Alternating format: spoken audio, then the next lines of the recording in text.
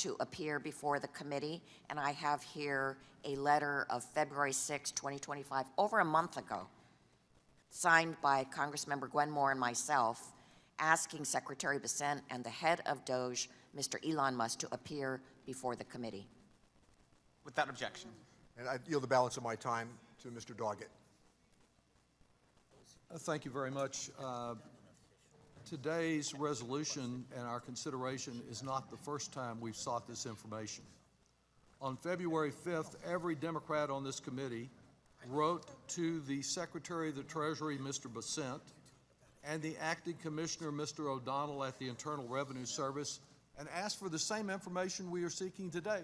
Very same facts that we sought from them over a month and a half ago.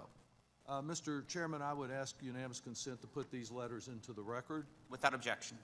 And as Ms. Chu just pointed out, the next day, February the 6th, after a meeting with Speaker Johnson, they affirmed in their letter, Ms. Chu and Ms. Moore, members of this committee, that they were looking forward to having Mr. Musk here and others from DOGE, because we had an oversight committee set for a meeting to explore these matters. We're promised that witness would appear.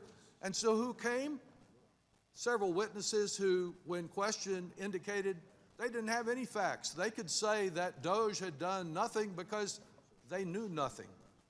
And so here we are 6 weeks later.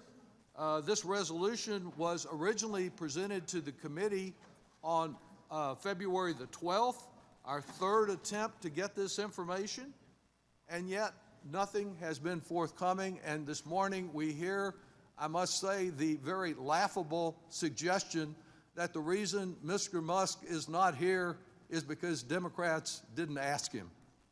That just doesn't meet a test of the least bit of credibility. It is as incredible as some of the things that President Trump has been telling us, like his false claims, really his lie, that people who were of advanced years, 125, 150, 350 years, were getting Social Security, all done to discredit Social Security. What is at stake with our privacy? Well, Mr. Schneider pointed out that one of the issues here is the danger of identity theft, a serious danger that many Americans have experienced, the horror of having their identity stolen and finding out they have to undo everything that affects their life because this has happened. And here we have a group of musketeers who couldn't even protect their own website from being hacked, and yet they may have access to extensive private information. The second concern I've raised is about tax payments, that people in my district and across the country are submitting far fewer tax returns than they did last year this time, because many of them are concerned that their data will be exposed. And privacy overall. There was a time that the Republican Party cared about the privacy of individual Americans, thought that government overreach was a problem, opposed to national identification cards and other ways that might be intrusions on Americans. Well, let me tell you what data that Musk and the Musketeers were accessing. Information about every single wage earner in this country and their employer. Wages, employer tax identification numbers, Social Security numbers, verified dates of unemployment insurance, Social Security records. And what they have told us this morning, other than these laughable suggestions, is that the only way that they, as Republicans in this new administration, can fight waste, fraud, and abuse is to expose the information, the private information of American citizens across this country. The only way they can fight waste, fraud, and abuse is to invade individual privacy and to give it to people like the 25-year-old self-described racist who express particular disdain for South Asians who are great members of our country, to give it to that kind of person to do with what they may. That is wrong, and this resolution of inquiry does not slow the effort of fighting waste, fraud, and abuse. It does advance the effort of protecting the privacy of every single American, and I urge its adoption. Thank you. Are there additional members who wish to strike the last word? Seeing none, are there any amendments to the resolution? Seeing none, I will now recognize Mr. Buchanan for the purpose of offering a motion. Mr. Chairman, I move the committee report H-Res 127 adversely to the House of Representatives. The question is on the motion to report H-Res 127 adversely to the House of Representatives. The clerk will call the roll. Mr. Buchanan. Yes. Mr. Buchanan, yes. Mr. Smith of Nebraska. Yes. Mr. Smith of Nebraska, yes. Mr. Kelly. Mr. Kelly, yes. Mr. Schweikert. Mr. Schweikert, yes. Mr. LaHood. Mr. Arrington. Mr. Estes. Mr. Estes, yes. Mr. Smucker. Mr. Smucker, yes. Mr. Hearn. Yes. Mr. Hearn, yes. Mrs. Miller. Mrs. Miller, yes. Dr. Murphy. Dr. Murphy, yes. Mr. Kustoff. Mr. Kustoff, yes. Mr. Fitzpatrick. Mr. Fitzpatrick, yes. Mr. Stubbe. Mr. Stubbe, yes. Miss Tinney.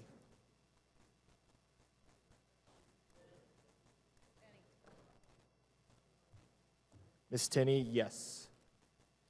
Ms. Fishbach. Yes. Ms. Fishbach, yes. Mr. Moore. Mr. Moore, yes. Ms. Van Dyne. Ms. Van Dyne, yes. Mr. Feenstra. Mr. Feenstra, yes. Ms. Maliatakis. Ms. Maliatakis, yes. Mr. Carey. Mr. Carey, yes. Mr. Yakum. Mr. Yakum, yes. Mr. Miller. Mr. Miller, yes. Mr. Bean. Mr. Bean, yes. Mr. Moran. Mr. Moran, yes. Mr. Neal. Mr. Neal, no. Mr. Doggett. Mr. Doggett, no. Mr. Thompson. Mr. Thompson, no. Mr. Larson. Mr. Larson, no. Mr. Davis. Mr. Davis, no. Ms. Sanchez. Ms. Sanchez, no. Ms. Sewell. Ms. Delbene. Ms. Delbene, no. Ms. Chu. Ms. Chu, no. Ms. Moore. Ms. Moore, no. Mr. Boyle. Mr. Byer. Mr. Byer, no. Mr. Evans. Mr. Evans, no. Mr. Schneider. Mr. Schneider, no. Mr. Panetta. Mr. Panetta, no. Mr. Gomez. Mr. Gomez, no. Mr. Horsford. Mr. Horsford, no. Ms. Plaskett. Ms. Plaskett, no. Mr. Swazi. Mr. Swazi, no. Mr. LaHood. Mr. LaHood, yes. Mr. Arrington.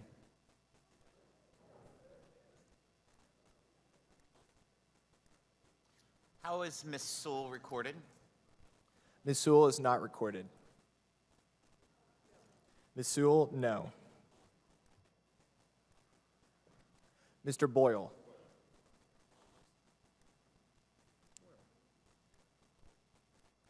Chairman Smith? Yes. Chairman Smith, yes.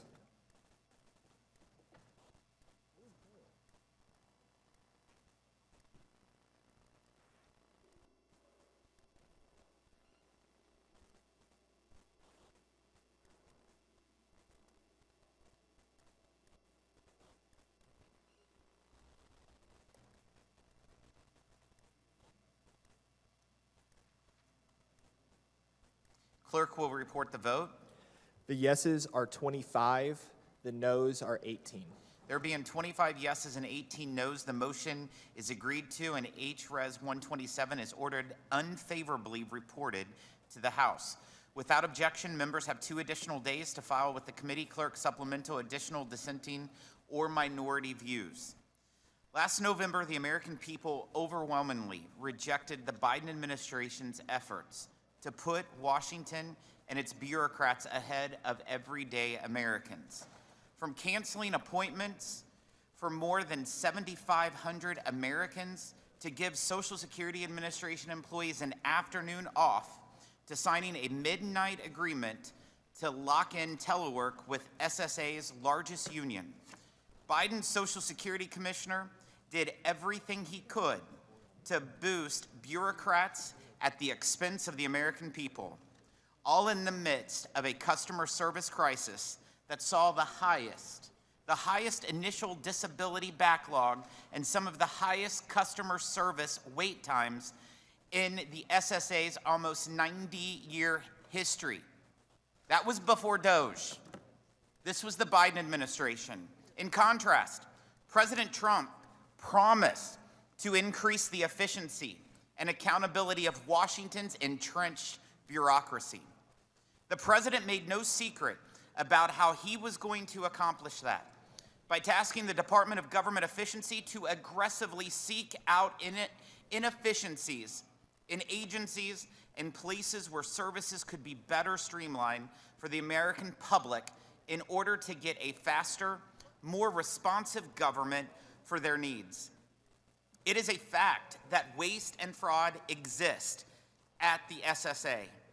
And in the end, that hurts the Americans seeking help from that agency.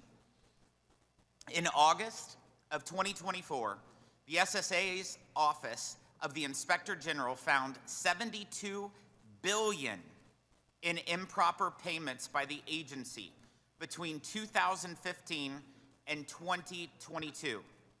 President Trump knows that protecting Social Security includes rooting out fraud and waste to ensure that the right benefit is paid to the right person at the right time. This should be something everyone supports. However, some Democrats would prefer to obstruct these efforts to score political points. Fortunately, not only has the SSA been transparent with both Congress and the public with its service delivery data and the changes being made to shift the SSA from an agency that uses decades-old business practices to one that can provide modern, quality service to the public. But one of the first public statements of President Trump's new acting commissioner was to confirm that DOGE personnel cannot make changes to agency systems, to commit to abide by court rulings related to DOGE's access, and to refer DOGE personnel for prosecution if they violate the law. The same laws that protect the American people's data from misuse by the SSA's tens of thousands of other employees. Seniors are already seeing the benefit of doing things differently. Beneficiaries affected by WEP and GPO are getting the back payments mandated by the Social Security Fairness Act faster than expected. Originally, the Social Security Administration estimated it would take 1,000 work hours to send out back payments. In a letter to Social Security, Chairman Ron Estes and myself wrote to SSA, and I quote, "We estimate that it will take about 1,000 work hours to process the actions required under the new law for the approximate 3.2 million affected beneficiaries. Our initial analysis indicates that much of the work will need to be done manually on a case-by-case basis." Since that letter from SSA was sent in January, the Trump administration's embrace of automation and technology has made a night and day difference for those affected seniors. Under President Trump, the SSA has already sent more than 71% of all back payments to the 3.2 million affected beneficiaries. This is how the agency should work. Not wait 1,000 man-hours to do 3.2 million cases hand by hand, but automation to deliver for the American people, and President Trump, in fact, has delivered that in 7 weeks. 7 weeks. The agency quickly implements the laws to get benefits in the hands of Americans as soon as possible. We shouldn't be holding out. While Democrats may want to use scaremongering to score political points, the facts are not on their side. They simply aren't. President Trump did not touch Social Security benefits during his first term. He campaigned on protecting and preserving his Social Security benefits in his first reelect, and his second reelect. In all those campaigns, he has been consistent. And for any member of this body to say otherwise is just saying unfactual representation of President Trump. I now recognize the ranking member from Massachusetts, Mr. Neal, for his opening Thanks, statement. Mr. Chairman. Just before I yield my time, can we all agree that there is nobody 300 years old receiving a Social Security check? Can we also agree that 99.2% of Social Security recipients receive their checks on time? And 72 million Americans receive Social Security, and we're complaining about 1,000 hours of man and woman power? Members of Congress spend a lot of their time making sure those checks are on time.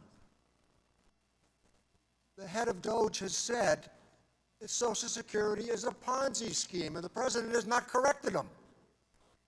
I yield the balance of my time to Mr. Larson for his great work on Social Security. Thank you, Mr. Neal, and thank you, Mr. Chairman. As I said earlier, it's a sad day for America when the Committee of Cognizance has to have this issue of inquiry so that we can actually produce before the committee, instead of an empty seat and empty chairs, the person who President Trump has designated to find $2 trillion worth of cuts, a person who has publicly said that he knows where to find those. They're in what he calls entitlements. What everybody on this committee knows with regard to Social Security is an earned benefit that they pay. And so the people in your districts are wondering whether or not, because the chairman just said that there's no way that President Trump is going to touch Social Security, even though last weekend he called it a scam, and that Elon Musk was on television just last night again saying that, yes, their goal is to privatize Social Security. Given these statements, I don't understand why there's a problem with bringing forth Mr. Musk to testify before this committee. And if he's got all these ideas of fraud, abuse, and waste are true, then yes, Mr. Chairman, we should join with you to make sure that that's the case.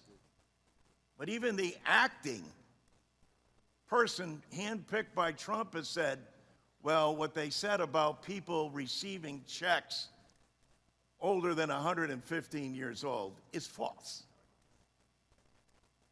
That's Trump appointment saying that. And so we continue to get the big lie, including this weekend again, where they said, oh yes, and the Democratic plan is to bring illegal immigrants into the country by offering to pay them Social Security. There's not a thread of truth to any of that. And yet, this unaccountable person, not a federal employee, not a volunteer, but a special person who's not had to go on through Senate approval, and who this committee is now saying, yes, we agree with the president, he should not be accountable. He should be able to have free reign and do whatever he wants. We will willingly follow him and do whatever he says, because he's the wealthiest man in the world, and surely he must know how to save us from ourselves. This program of Social Security that, oh, just happens to be the #1 anti-poverty program for the elderly and for the children of this country. Yep, I agree, Mr. Musk and Mr. Trump aren't going to lose a moment's sleep thinking about the privatization and what it means to those individuals. And yes, you can say that he's not going to do this, but yet there's no commissioner here, no person under oath raising their hand and saying, yes, no, we have no intention of privatizing Social Security. He's made it clear time and time again. And if not, well, by all means, we'll be happy to have him here. We've sent letters. Chairman Esty knows 3 weeks ago I sent a letter asking for him to come immediately before the subcommittee. And we'll continue to do that because we want to hear, as does the American public, the truth. Thank you. The committee will now proceed to consideration of HRES 195. Without objection, the measure will be considered as read and open for amendment at any point. Does anyone wish to strike the last word? Mr. Buchanan is recognized. Mr. Larson, you've been maybe a little longer than I have, but the two of us came in 2006 when they started PAYGO. I ran on a balanced budget amendment or trying to get there. We're $8 trillion in debt. Here's what's sad, and here's where we go broke, so if we don't deal with it. It was $8 trillion when we came in. Today, $37 trillion. It's not your fault, it's not our fault, it's both parties. I don't have any confidence that we can deal with this. I sadly say that. I'm just telling you from my standpoint, because you would have dealt with it a long time ago. I've had expert economists tell me it's not a matter of if, it's a matter of when. So do we want to go down this false road where we haven't been able to perform on a bipartisan basis or get anything done? Or do we want to try to look at other options? And I feel like at least we got a shot. Because I can just tell you when you're paying $1 trillion in interest. Will the gentleman $1 trillion yield? in interest, just give me a couple minutes. When you're paying $1 trillion in interest right off the top, it's going to end badly. And I just feel, I'm an optimist. Anybody that knows me, I am. But I am very, very concerned about the debt and the deficit. And it's both parties. I have no confidence in this process, what we've been doing for all these years, because I've never seen anybody talk about dealing with the reality of a budget. I dealt with balance sheets and income statements. At some point, you go bankrupt. And that's my point. We're doing that right now. Regardless what happens here today, regardless what road going, if we don't make material changes, Social Security's at risk. I got the 5th oldest district in the country. Putting them all at risk. Medicare, Medicaid is at risk. Everything's at risk. We've got to fix this thing. We've got to fix it together. Because I can just tell you, it's hard to imagine my 10th term here. I get sick of hearing it. Everybody talks a good game, but we don't do anything. But for the sake of the American people, and I feel your passion. I know you're talked about Social Security. I was on the committee, but we've got to do whatever we can to fix what we're doing because, you got to either go down the road we've been going down, which I have no confidence, or you look at another road, and I think this other road gives us at least a shot. We don't have a shot right now. This will give us a shot because we don't have the courage to come together. And I'll yield. Well, I thank the gentleman. It was always a gentleman. But what we need, and for more than 50 years, you're right, both parties share responsibility in this. But here's what we need: a vote. How about a vote? We have a plan. Where's yours? And how can you get to a compromise if there's a plan and no plan? How about a vote then? How about the American people get to see where you stand on the issue? And as has been articulated by several on the other side, we just simply don't believe that this program can last or make it.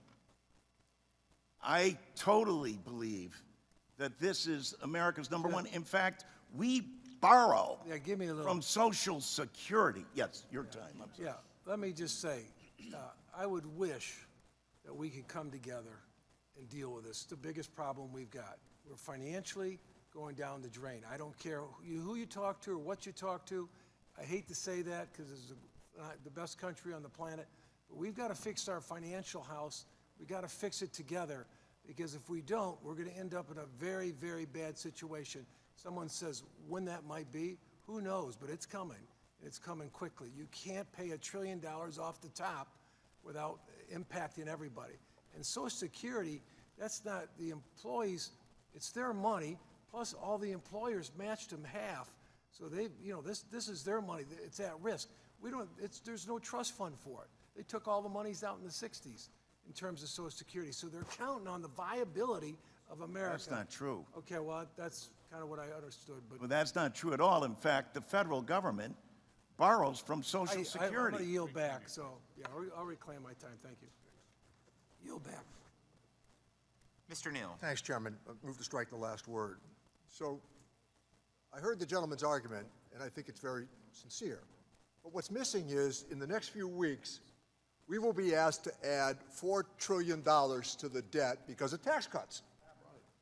That's the great irony or inconsistency of this argument. So let me give you a name here. Bill Clinton balanced the budget 4 times, and then tax cuts in 2001 and 2003. We're being asked for big tax cuts again here in the next few weeks, but under the guise that we're going to balance the budget with more tax cuts? The numbers don't work. And incidentally, for the record, Social Security right now is running a surplus of $2.7 trillion. That's a fact. And I call attention to that because happy to have the discussion about balancing the budget. Some of us actually participated, cast some really tough votes for spending cuts and tax increases twice. Bush Sr., Clinton twice, cuts and tax increases to balance the budget, and it worked. The answer from the other side is if we just have more tax cuts, just add more to the debt, that somehow the debt shrinks? I mean, the consistency of the argument here is that more tax cuts will balance the budget. And then we'll camouflage it by borrowing $4 trillion that we will be asked to take up here as we lift the debt ceiling once again. I'm all in for a sincere conversation of how to get there. If the other side is sincere about it, let's engage the conversation. Thank you, Mr. Chairman. Mr. Doggett. Thank you, Mr. Chairman. All Americans know that President Trump has pledged to protect Social Security, just as he has pledged tariffs, and they've been on one day and off the next, just as he has gone back and forth on his position on reproductive freedom for women in this country. And so why do I question the commitment to Social Security? Because I think it's more important to look not at a president who is well known as a man of his last word by what he says, but by what he does.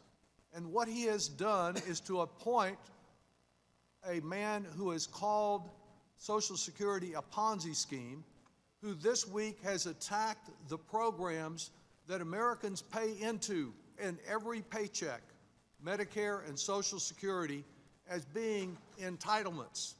Yes, you should be entitled to what you pay into over your work life for your Medicare and your Social Security, but he says it's a Ponzi scheme and that entitlements are the place to cut. So that's the first place. The person he chose to raid Social Security does not believe in Social Security. Number two is that we have seen this president come, not unlike the chairman of the committee this morning, but provoking much more extended laughter from Republicans in his recent speech to Congress. And what was this laughter about? All the fraud at Social Security. Can you imagine? They have on their payout someone who has 350 years old, older than our republic. Can you believe this? No, you can't believe it because it's a lie. Because Social Security has had in place for some time a requirement that it doesn't pay out anything to people over 115. And though there have been some mistakes made, some underpayments, some overpayments, It has, as Mr. Neal pointed out, an incredible accuracy rate of far less of 1% of payments that have been found to be improper. It doesn't mean we shouldn't seek more accuracy and protect the system, but Social Security has worked remarkably well in the past. And that takes me to the third thing that President Trump has done that is inconsistent with his claim that he will protect Social Security and won't switch his word around as he has done on one public issue after another, and that is the determined effort of this administration to wreck the Social Security Administration. Those checks don't come down as manna from heaven. They come down because there is a dedicated workforce that is ensuring that Social Security continues to pay out month after month. And so how have Mr. Trump and Mr. Musk decided to handle that dedicated workforce? They are cutting it by 7,000 people. And among those 7,000 people are 50 that are particularly important. The Office of Transformation, as they have called it, is the customer service office at the Social Security Administration. And the Trump administration went in and fired the director of the Office of Transformation. He fired all 50 employees of that Office of Transformation. So guess what? When the shortage of employees to get the checks out dependably occurs, people are going to say, well, Social Security is just not like it used to be. It can't deliver. It's not working. It's like the post office, which they want to privatize. It's not getting our checks. We can't count on it anymore. And it's that assuring that the Social Security Administration fails to deliver that is at the core of the Republican plan to undermine Social Security.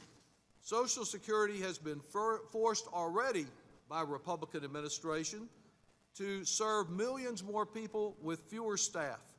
In 2010, they had 67,000 workers ensuring timely and accurate payments to 60 million Americans. Today, they have 10,000 fewer, and when I say today, that's before the Trump cuts, serving 13 million more people.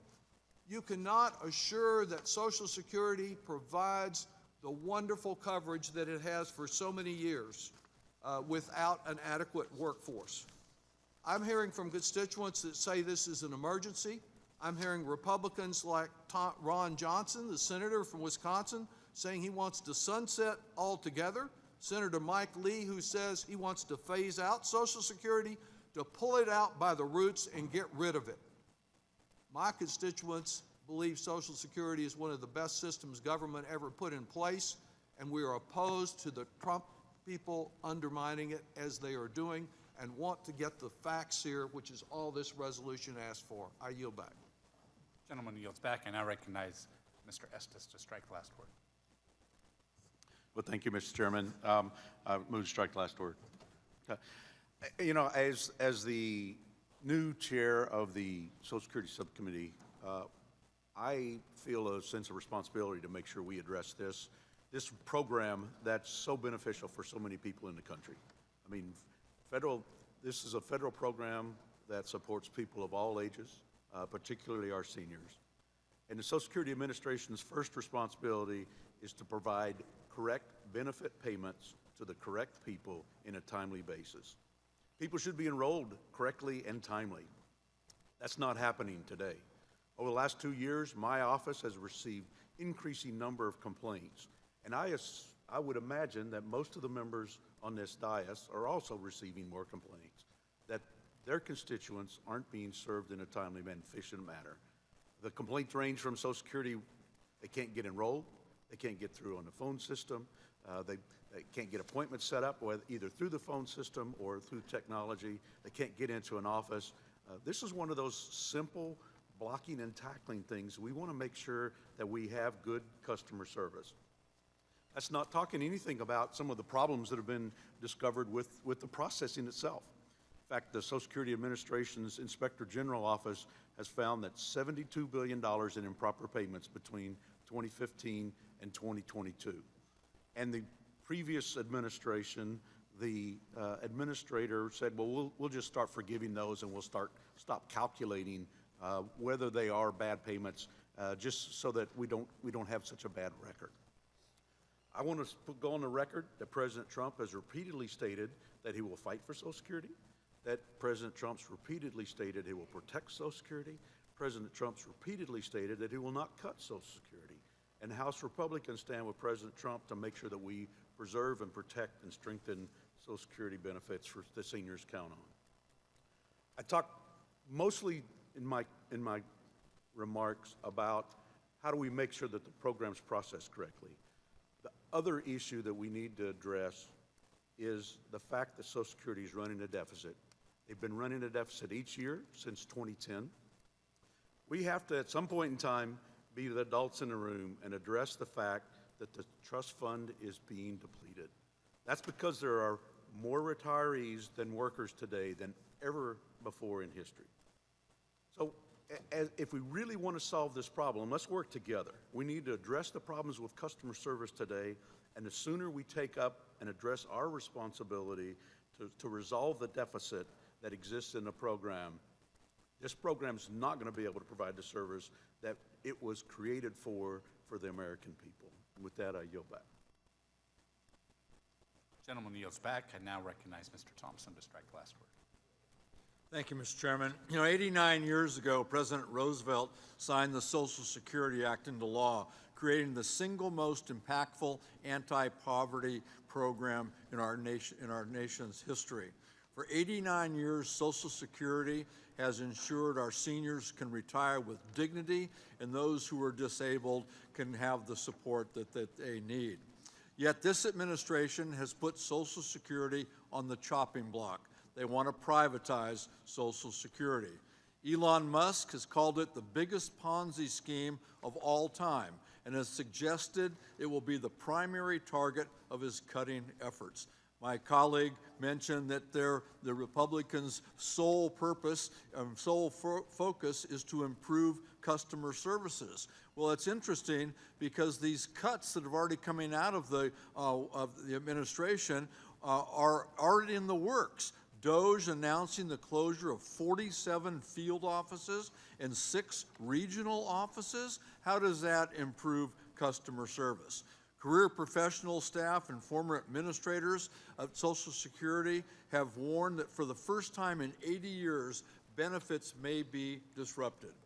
Mr. Chairman, my phones have been ringing off the hook from calls from constituents frightened that they won't receive their benefits. In my district, 153,000 people receive Social Security. Over 120,000 retirees, over 6,000 children, 8,000 widows, and over 12,000 disabled workers.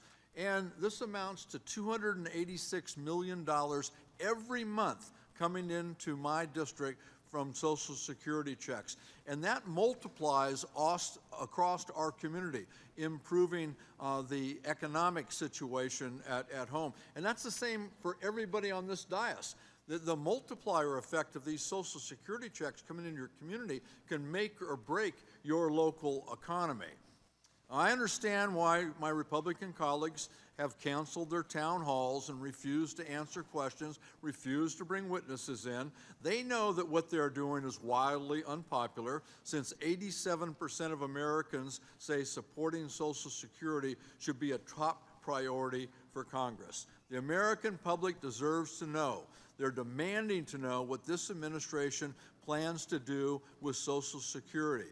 If this administration claims to be the most transparent in history, why are our Republican colleagues not interested in voting to ensure that that transparency is in effect with this resolution?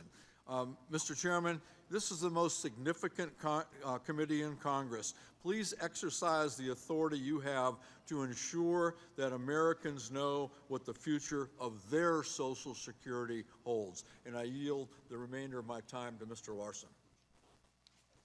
Just briefly, because I wanted to, I have great admiration for the chairman of the Social Security Subcommittee and his demeanor and how he always conducts himself. And we did send a letter, asking for Elon Musk to be here. And I know the gentleman's sincere when he says we've got to work together to solve this.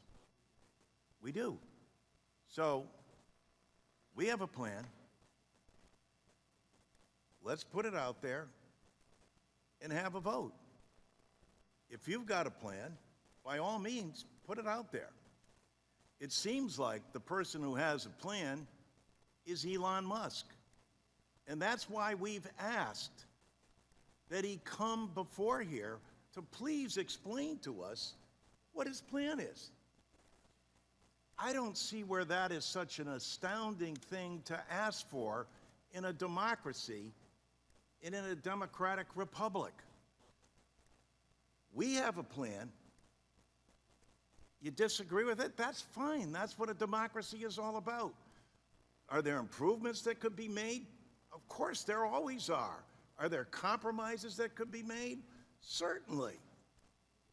But to do nothing and then to stonewall and say that Elon Musk doesn't have to come before us, let's have Martin O'Malley in, the commissioner, so we can actually look at what other federal agency do you know that operates the largest insurance program for under 1% administrative costs and laying off people that reach out to people, especially in rural areas,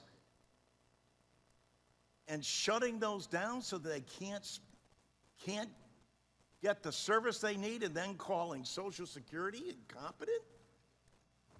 Gentleman's time has expired. Mr. Davis is now recognized. Strike the last word. Thank you, Mr. Chairman.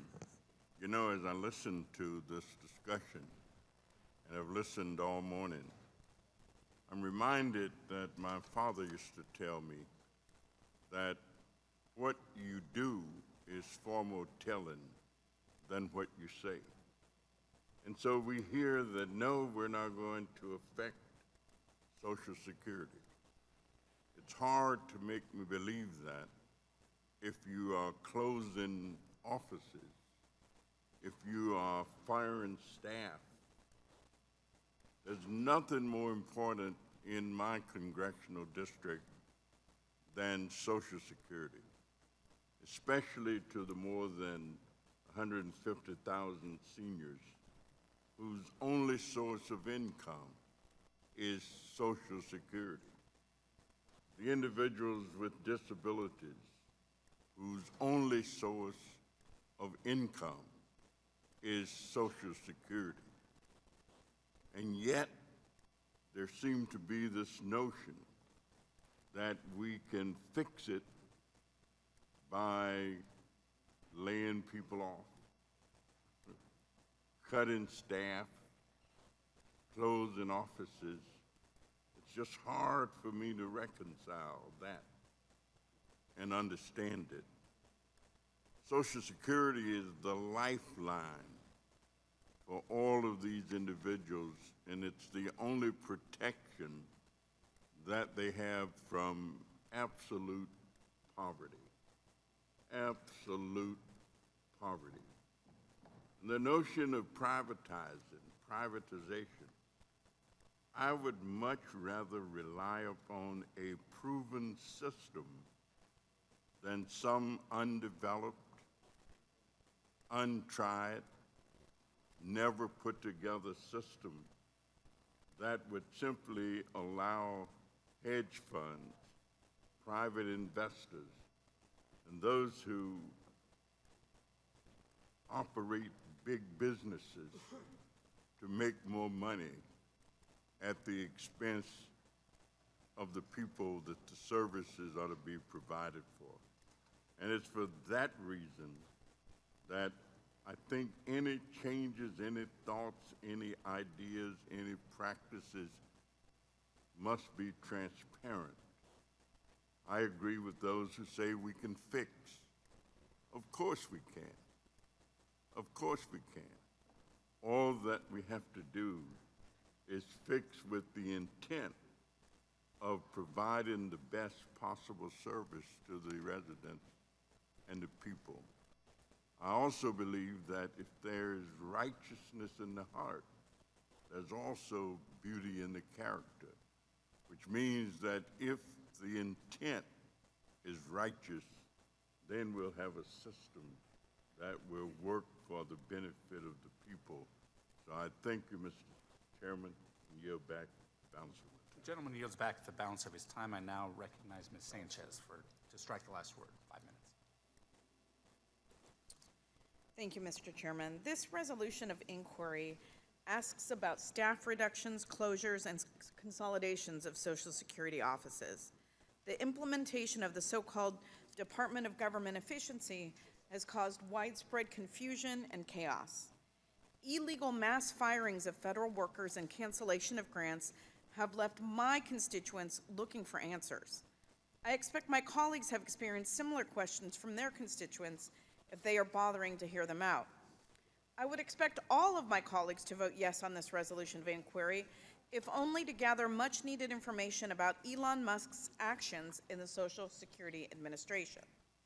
DOGE's website lists Social Security field office closures in Carlsbad, California, Abilene, Texas, Greenville, North Carolina, and Logan, West Virginia. If it was me representing these cities, I would want more details about why my constituents were losing these valuable services.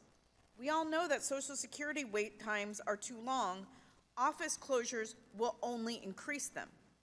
I've said it before, and I'll say it again.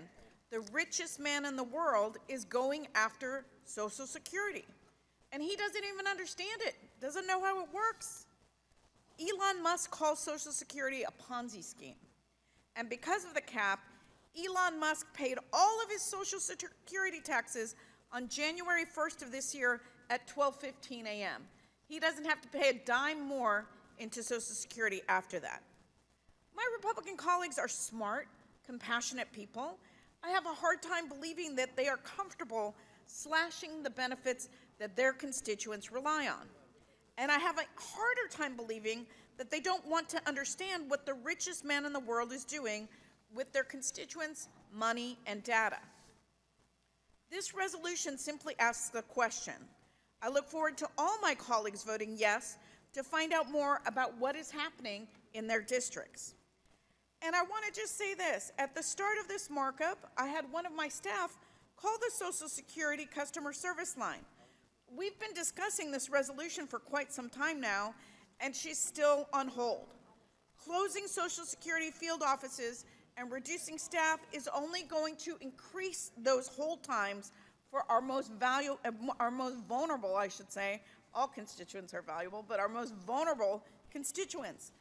And Republicans don't seem to care, but I suspect that your constituents will. And with that, I yield back. The member yields back. I now recognize Ms. Chu to strike the last word for 5 minutes. I strongly support this resolution of inquiry, and it is because my constituents are sick with worry at the risk of fraudsters having their Social Security numbers, banking information, and other personal information shared with Musk cronies who've invaded the Social Security Administration. So let's be clear. President Trump and Elon Musk have launched a public campaign against Social Security. Mr. Musk is calling Social Security a Ponzi scheme, and both he and President Trump are spreading widely discredited lies about the program and its integrity. But the facts don't add up. Let me read just a few of the countless news headlines debunking their false claims. The Associated Press says tens of millions of dead people aren't getting Social Security checks despite Trump and Musk claims. ABC News says Musk misreads Social Security data. Millions of dead people are not getting benefits, experts say. CBS News says new Social Security chief refutes claims of deceased people over 100 years old getting checks. The Washington Post says Elon Musk claims of Social Security fraud don't hold up, and here's why. And the New York Times says millions of dead people on Social Security. The agency's own data says otherwise. And in fact, the claims by Elon Musk are based on complete misunderstanding of Social Security's data systems, which often lack complete birth and death information for people born before 1920. before Social Security was established and long before electronic records were kept. A 2023 Inspector General report said that almost none of these people born before 1920 with missing information are paid benefits. But my constituents are also worried because the Trump administration is taking a wrecking ball to the Social Security Administration. Far from making the agency more efficient, they are undermining its ability to serve the public. And why are they trying to destroy the Social Security Administration?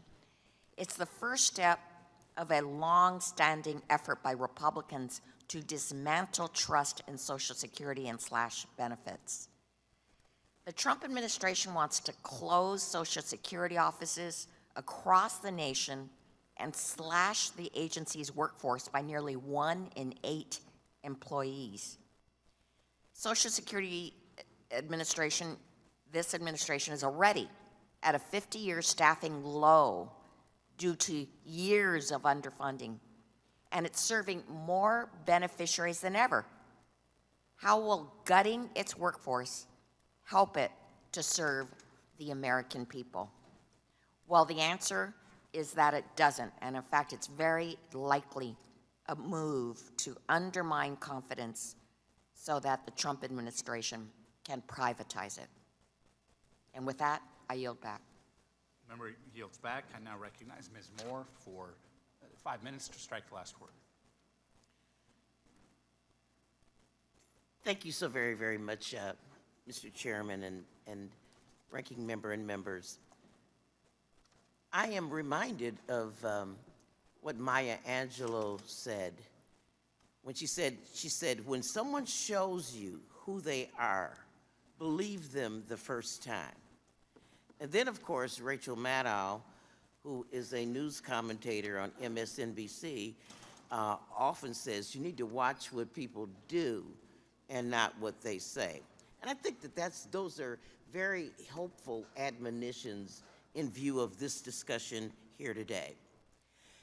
We have our Republican colleagues swearing that Donald Trump will not do anything to Social Security. And, you know, from your lips to God's ears, let's hope, you know, I'm on your side. I'm hoping that you're right.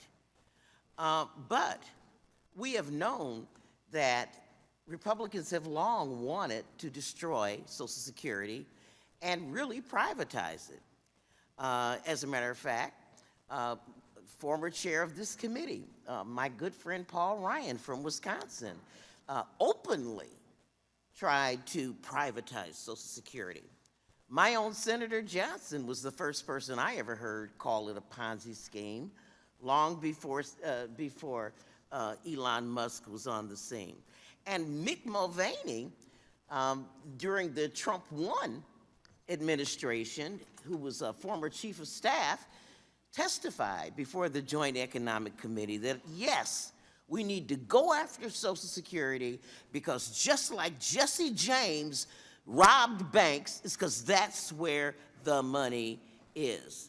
And so I am, you know, I'm not convinced that they're not going to do it. Musk has just basically said we need to go after entitlement spending, which he designates as Social Security and Medicare. So I think that it's important for our Republican friends not to be willfully ignorant, to be useful idiots about this. You know, and so that's what they say. But what are they doing? Let's look at that.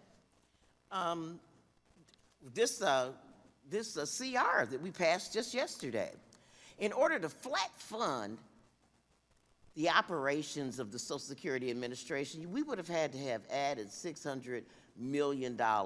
Instead of adding the $600 just to flat fund the agency, they cut it by an additional $100 million. That's $700 million. Watch what they do.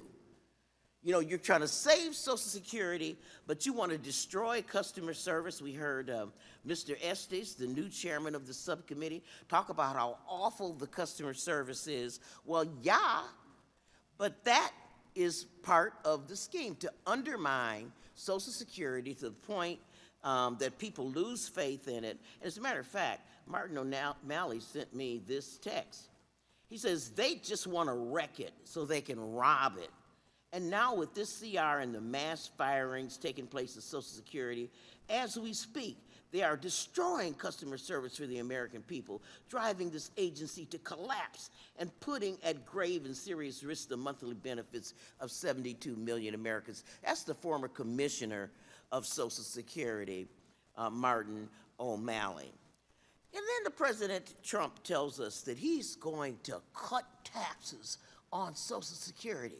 Well, that really sounds great. Send people, I heard, $5,000 checks. That really sounds great.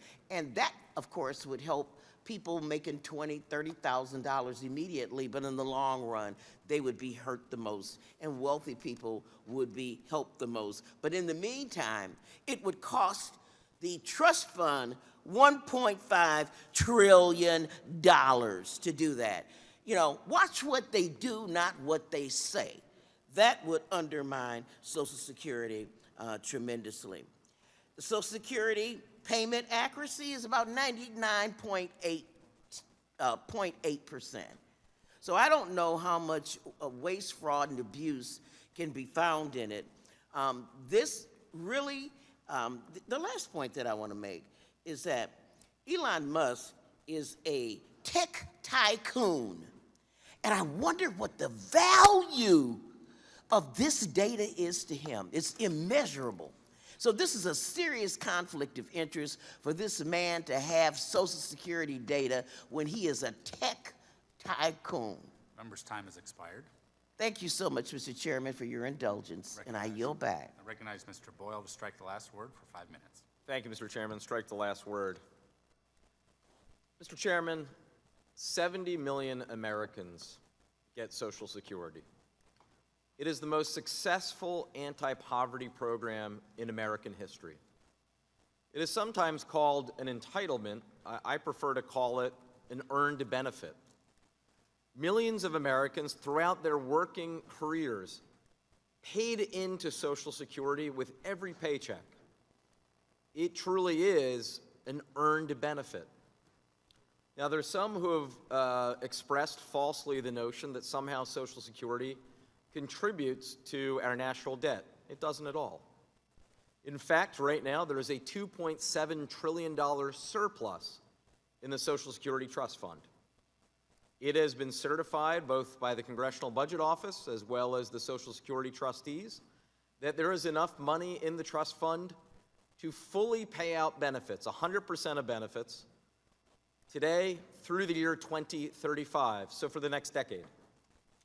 And certainly we have enough time over the next decade to make modifications that are necessary to ensure that Social Security is fully there for generations to come.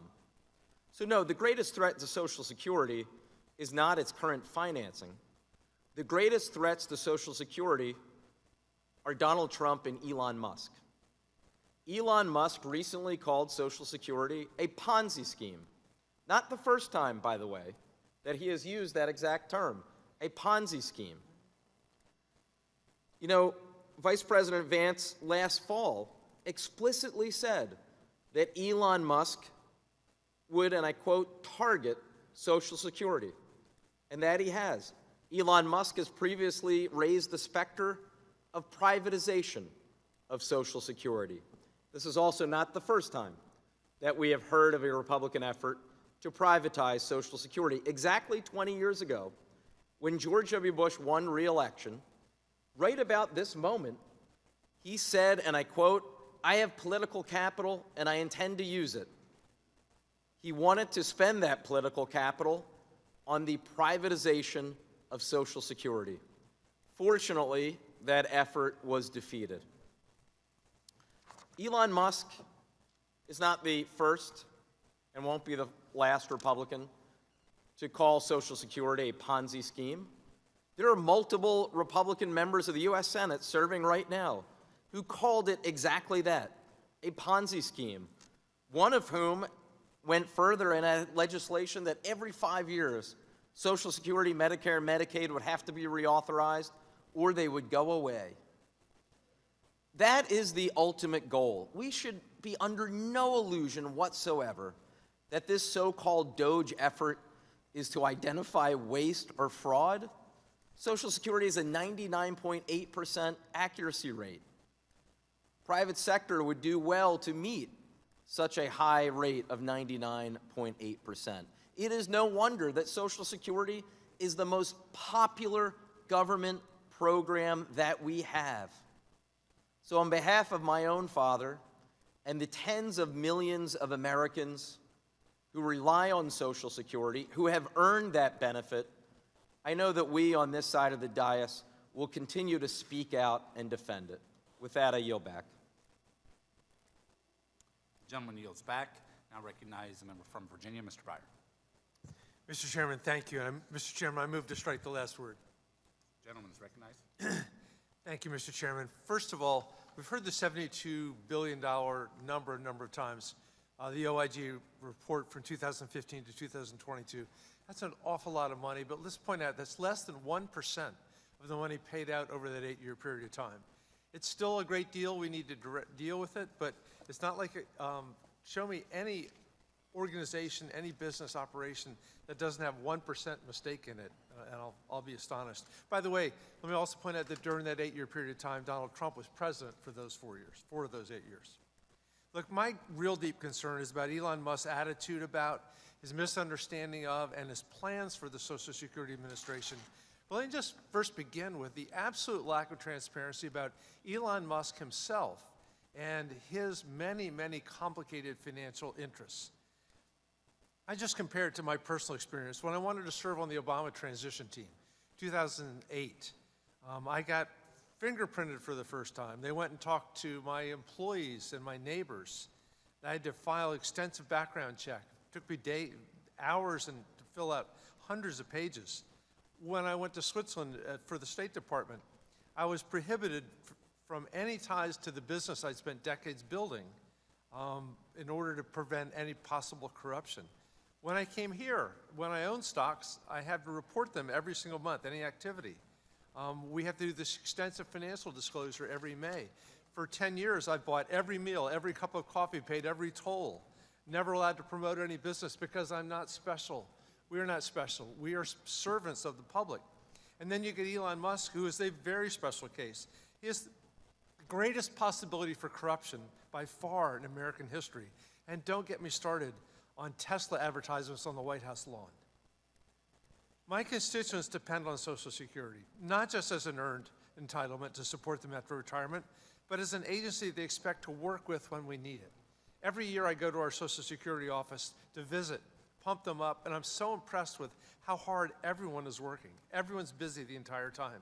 So closing offices and messing with a system that people have paid into their entire lives, closing without full transparency, it's just crazy. I can't imagine a need to access Social Security payment information in this manner, short of trying to dismantle the agency. We've heard again and again that Musk thinks it's a Ponzi scheme. But look, if someone's messing with my money, I want full transparency of what they're doing. And the Trump-Vance administration has the Silicon Valley perspective of move fast and break it. But that doesn't work with the federal government. It doesn't work with the social administration. And if the goal is to derail and dismantle the Trump Social Security, Trump shouldn't hide that. My Republican friends have again said today they have no intention of doing that. But when Musk and Trump close offices, fire employees, make it harder to get the phone answered, make it longer to get an appointment, when they destroy people's confidence in the most important anti-poverty program in the history of mankind, what else are we to conclude? If they can make Social Security dysfunctional, why not turn over the $2.7 trillion of assets to private sector where it can generate huge profits for a handful of money managers? This inquiry supports bringing all those actions to light. And if my Republican friends are not ashamed, they should support this simple inquiry. I yield back. Member yields back. I now recognize Ms. Van Dyne. Thank you very much. 5 minutes to strike the last word. Thank you very much, Mr. Chairman. You know, when President Trump got elected, he promised to change the status quo and bring accountability to D.C. And that starts with an in-depth review of the agencies, including Social Security, that pay trillions of dollars a year out. DOGE employees are subject to the same legal penalties, and I want to make sure that we are understanding that because we've seen a lot of unsubstantiated charges today, but they are subject to the same legal penalties and fines for improper disclosure of sensitive information as every other Social Security Administrator employee. In fact, the acting commissioner of Social Security affirmatively stated that DOGE personnel cannot make changes to agency systems, benefit payments, or other information. They only have read access. DOGE personnel must follow the law, and if they violate the law, they will be deferred to the Department of Justice for possible persecution. The status quo is no longer acceptable, and Americans voted for change, and President Trump is delivering. In fact, we've heard some complaints today about the level of quality of customer service. I would have them know that I've got great news for my colleagues who requested information about the service provided by Social Security's National 800 number. Not only does the Social Security Administration already publicly post up-to-date information on the performance of that 1-800 number, but including information asked in the ROI, but that information is showing significant improvement since the service delivery lows under the Biden administration. I asked for unanimous consent to submit for the record a chart from the SSA's website showing that the 800 number's average speed of an answer for this fiscal year is 21.6 minutes. This is down, by the way, from 35.8 minutes during the Biden administration. So I would hope that all of my colleagues on the other side of the aisle would be thanking President Trump. But I also want to talk about some of the most egregious and easily provable lie that we've heard on this side, that President Trump wants to get rid of or deduct from Social Security, wants to reduce Social Security. President Trump has promised to increase the efficiency and accountability of Washington's bureaucracy. It is a fact that waste, fraud, and abuse exist at the Social Security Administration. Fact, the Social Security Administration made an estimate of $72 billion in improper payments between 2015 and 2022. It exists. We know that it exists. The Social Security's Office of the Inspector General found that. President Trump has repeatedly stated that he will fight for Social Security. President Trump has repeatedly stated that he will protect Social Security. And President Trump has repeatedly stated that he will not cut Social Security. House Republicans stand with President Trump's commitment to preserving and strengthening Social Security benefits for seniors that they count on. But in addition to that, I don't want to just talk for the president because we have all heard him say it numerous times, but let the president's words speak for themselves. Other than this fraud or something, we're going to find it's going to be strengthened, but won't be touched. Medicare, Medicaid, none of that stuff is going to be touched. Nothing. Social Security will not be touched. It'll only be strengthened. I'm not going to touch Social Security, Medicare, Medicaid. Now, we're going to get fraud out of there. You know, look, Social Security won't be touched. Other than this fraud or something, we're going to... So I don't know how many times the man has to say it. He has repeated it publicly a number of times. If you go to the White House website, they have it published a number of times. I keep hearing this lie over and over again. They know it's wrong. I would really hope that we could all work and want to have it be more effective, a more efficient program, and that's what we're here to do, and I would hope that I can get my other colleagues on the other side of the aisle to agree with that, and with that I yield. Member yields. I now recognize Mr. Evans for 5 minutes to strike the last word. I move to strike the last word. Thank you, Mr. Chairman, for calling this make-up today for us to address two important resolutions which demands transparency in the federal government. I know my Republican colleagues are big fans of government transparency, so I expect they will vote in favor of these resolutions. Over the weekend, I held a town meeting, thousands of constituents in my district. During my town hall, numerous constituents submitted questions regarding the treatment that the Trump administration posed to Social Security. Many of my constituents wanted to know what Congress is doing to protect the information from Trump, Musk, and their hackers that are taking over the government. The answer to them is that this bill is what the government is doing. By paying the resolution of inquiry, Congress will be able to demand answers from the administration on how American data being illegally retrieved from addressing the Social Security Administration and is being restricted on how service and payment to Social Security recipients will be impacted. I think it would be a no-brainer that this committee would want more information on how our constituents are being served and how the official handling this information are being honored. A vote against this resolution is a vote to protect Donald Trump and Mr. Musk and vote against protecting the American people. Mr. Chairman, there's probably no more significant issue, as you heard the members talking about Social Security and what it means.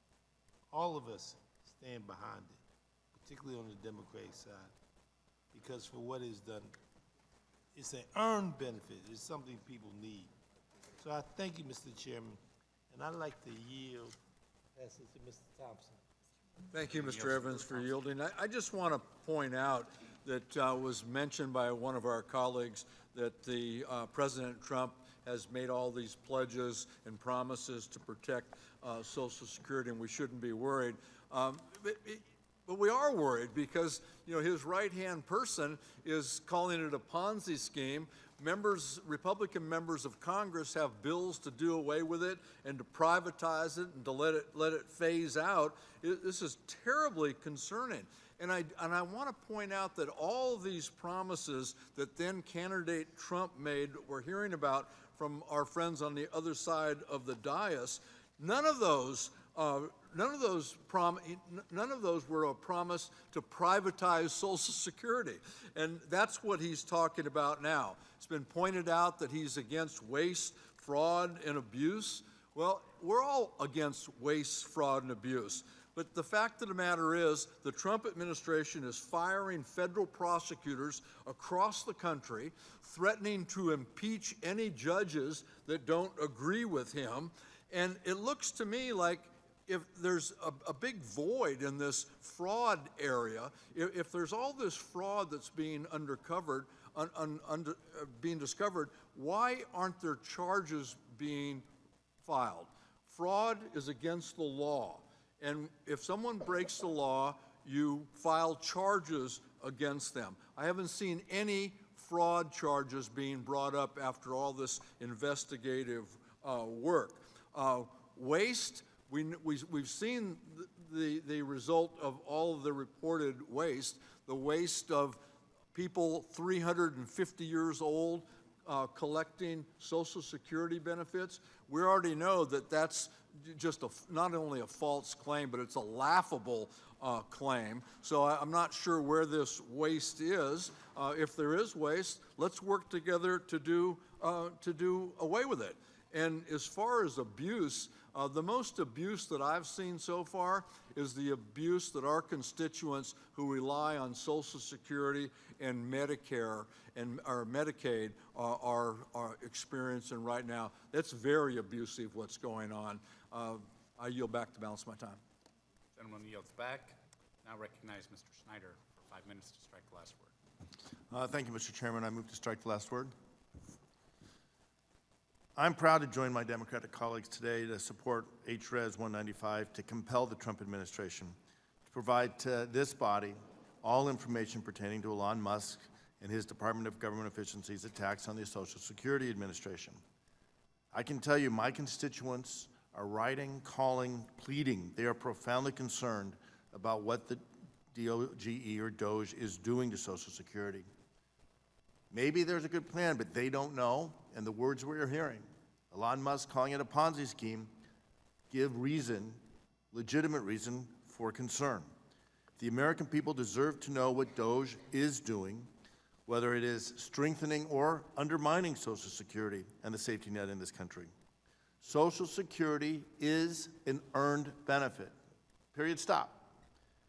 After a lifetime of hard work, millions of current and future retirees are counting on their Social Security benefits that they worked for, they paid for, that they have earned. I didn't think that I would have to sit in this hearing room and make the case to my Republican colleagues, but we must do everything we can to protect Social Security. 40 plus years ago, Congress worked together to strengthen Social Security for the next generations. That burden is falling on us, and unfortunately, we are turning our back and abdicating our responsibilities, Congress's responsibilities, acquiescing to the demands of an unelected oligarch. Social Security is under direct threat from Elon Musk and DOGE.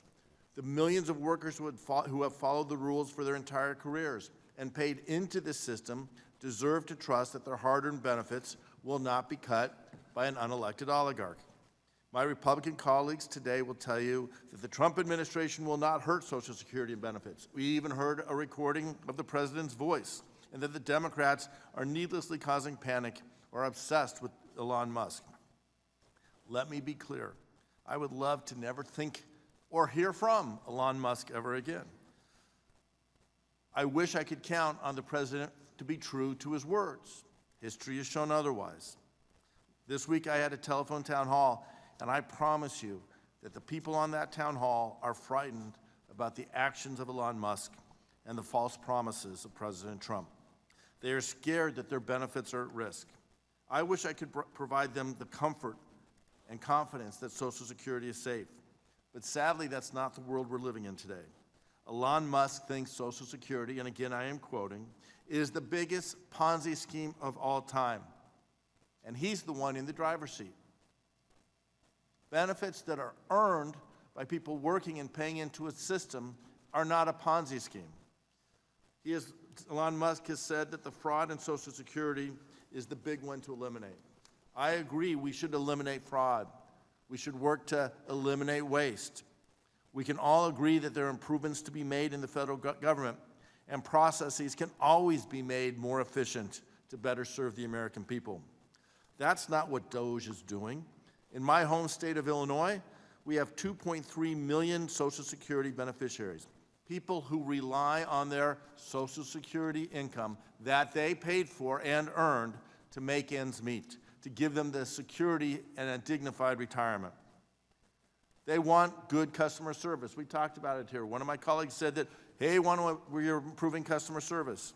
Well, DOGE is planning to close Social Security field offices and hearing offices and reduce staff. That's not going to improve service.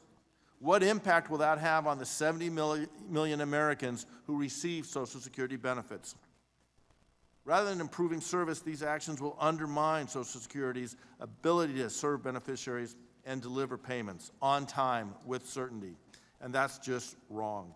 Social Security is a sacred trust. It is the foundation of our economic security. The American people deserve to know what the administration is planning for the future of Social Security and the Social Security Administration, and what impact that will have on their benefits. I urge my colleagues on both sides of the aisle to support this resolution, simply asking for transparency, for information about what the administration is doing to an earned benefit Americans have worked hard for. If it's true, as my Republican colleagues say, that Musk is no threat to the system, let this resolution prove us wrong. And if, as we believe, Musk has plans to privatize, to minimize, to reduce, and ultimately eliminate Social Security, we should know that as well. The American people deserve to know the truth. I yield back. Gentleman yields back, and now recognized from Florida, Mr. Bean. Mr. Chairman, thank you so much, and a very good afternoon to you. Good afternoon, Ways and Means Committee. We agree. There is something that these two sides that keep going back and forth agree on. The American people are scared and confused, and there's one reason why they are scared and confused about Social Security, because these folks on the left of me keep saying falsely that President Trump and these Republicans want to cut, privatize, or eliminate Social Security. It is simply not true. When you bang your hand on the dais and you raise your voice to scare the American people and confuse them, I don't think it does us any good. Because I'm going to tell you the truth, American people. I don't know what camera to look at if I'm looking directly at the American people. The American people need to know this town, our government, is addicted to spending. They're addicted to spending, and we are an addict of spending. Both parties have abused it. Both parties have overspent. And now our promise to the American people to always always giving your money through Social Security is in jeopardy. In 9 years, if we don't make changes in 9 years, 2034, changes will come automatically, and these benefits will be adjusted downward. And that's the last thing that President Trump, this committee, Chairman Smith, Chairman Estes, who showed us last week in a slideshow that's really terrifying, that we have to make changes. So we're gonna have to cut ourselves off. It's like an addict realizing that changes are gonna have to be made. We bring in an auditor who points out all of this crazy spending, and because some people can't defend the crazy spending found, their playbook is the only card to play is to blame the auditor. It's almost as if we owned a store that was robbed. Elon Musk watches the video and says, here's who stole from you.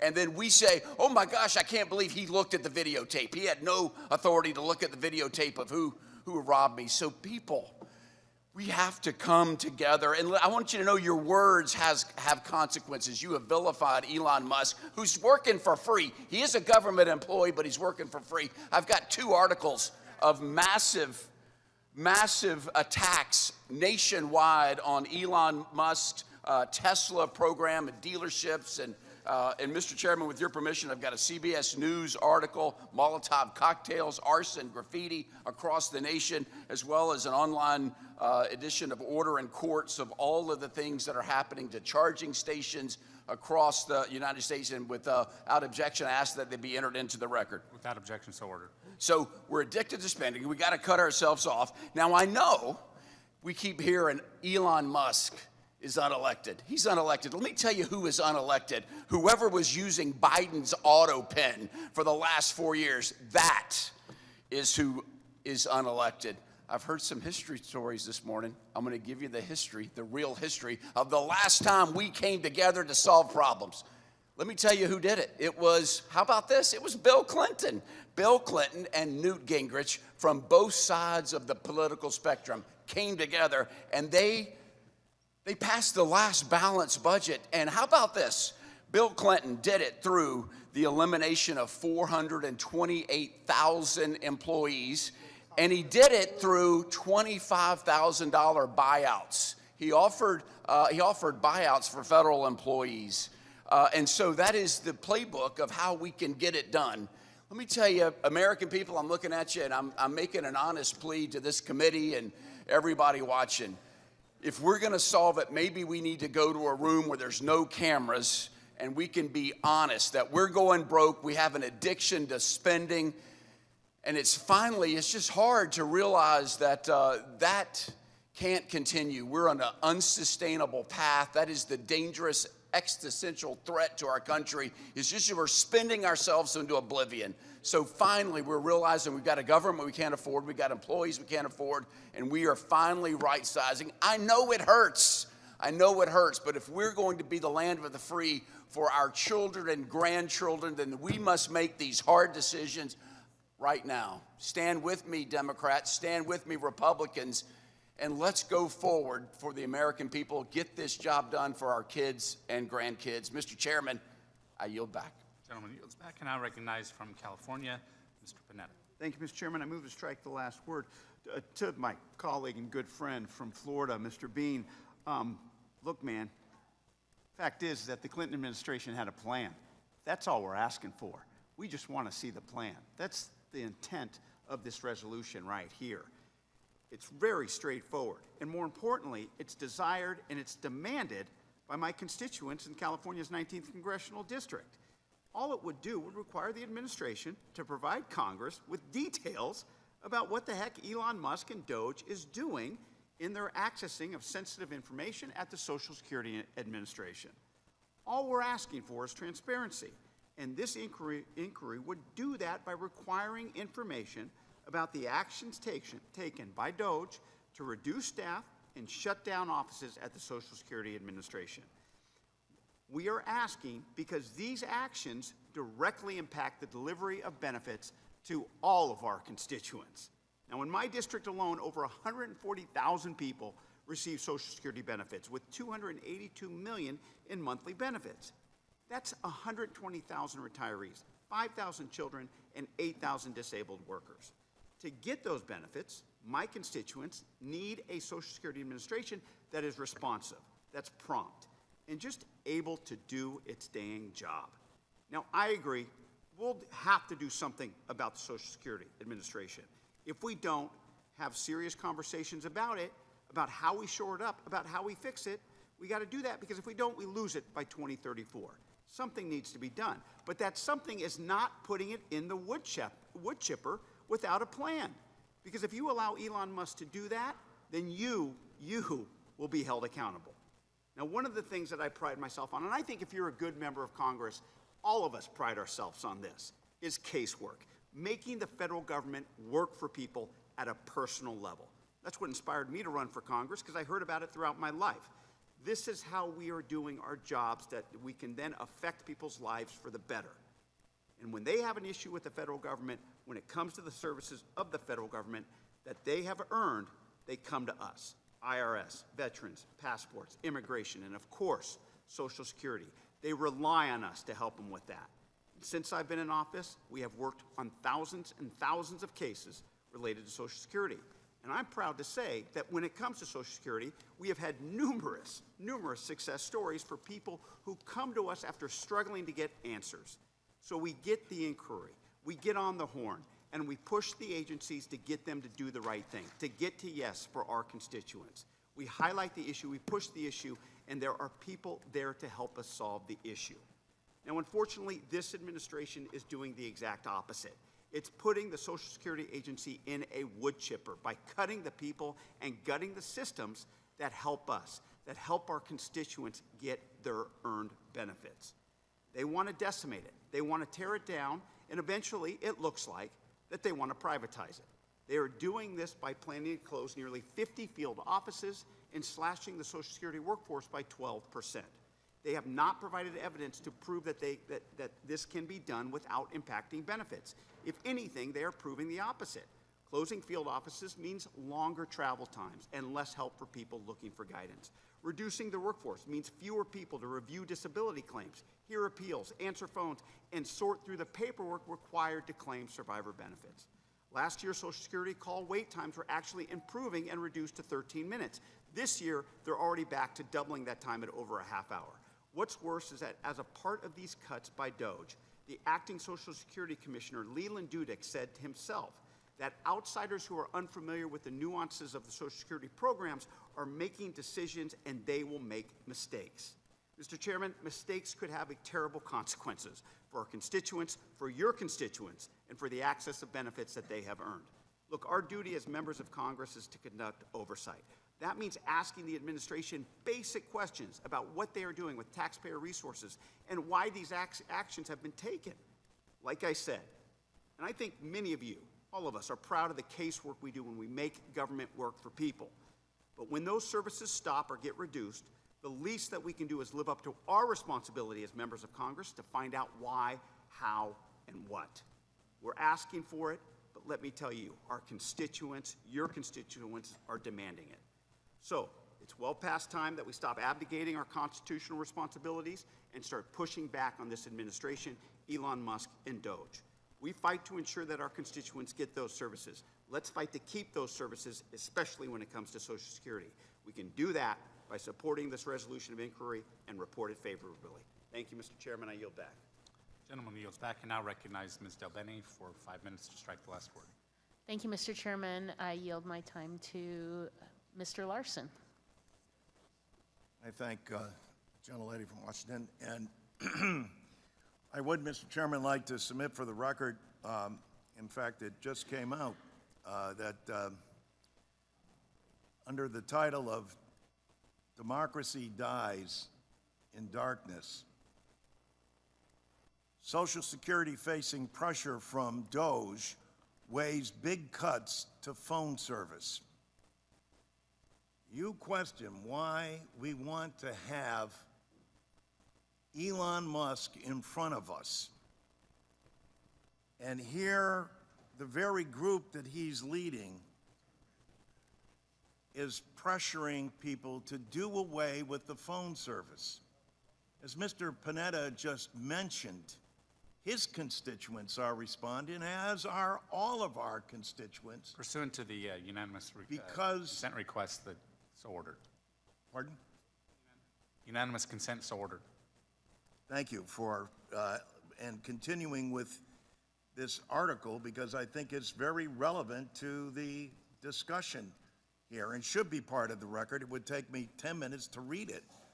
But it deserves to be here, along with, we've heard today a lot about facts. Here's the facts. Here's the truth. There are over 70 million Americans who rely on Social Security. 10,000 baby boomers a day become eligible for Social Security. There has been no adjustment to Social Security in over 50 years.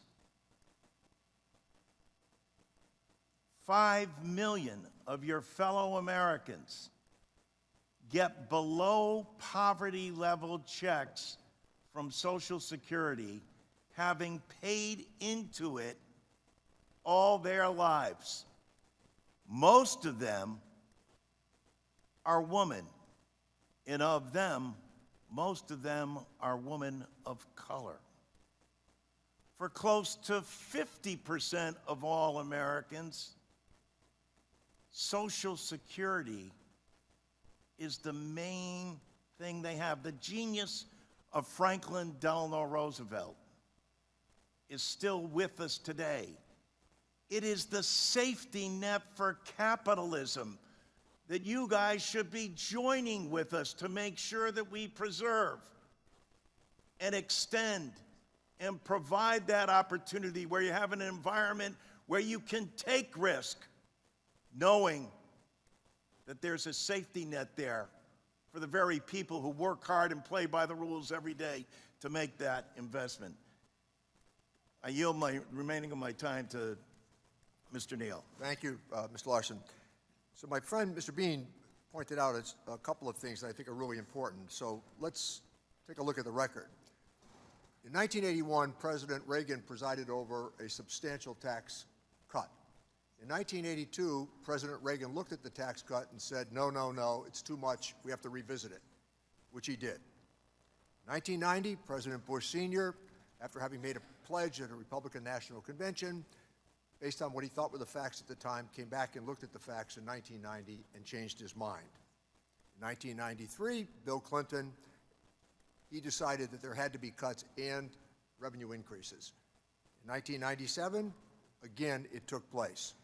I would also point out that the Republican leader at the time, Bob Michael, a distinguished member of Congress and a really nice guy, by the way, he went along with it.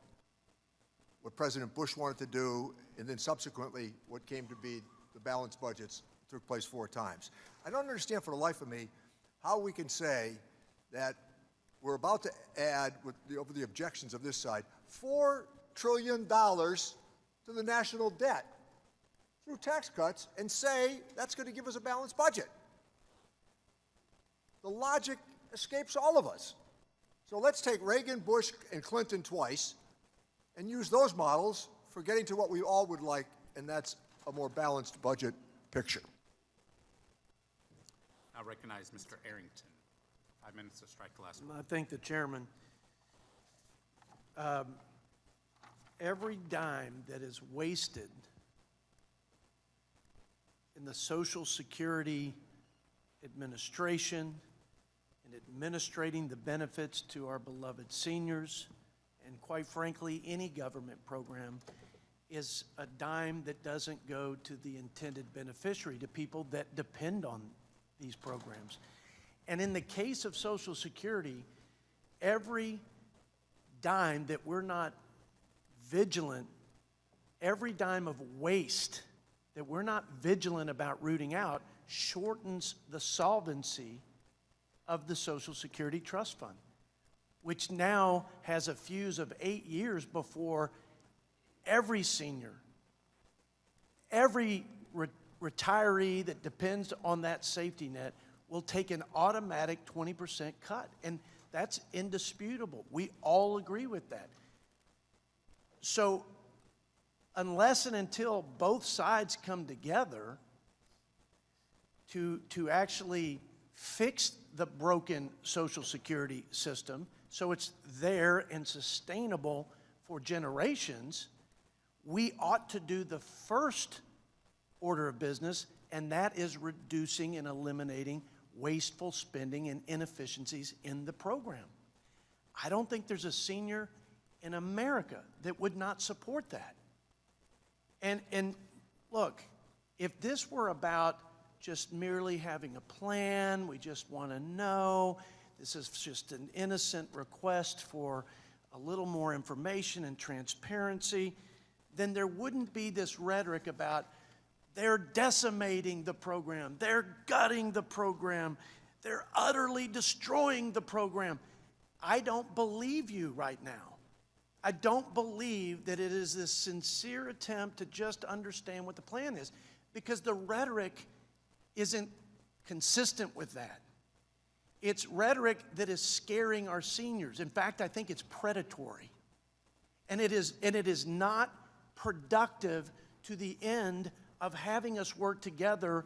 And we both know, both sides know this, because I know my friend Mr. Larson has a plan. But when the Democrats had full control from top to bottom of this town, they didn't put that plan on the floor. They didn't advance it. Now, you were willing to do it. I appreciate your leadership.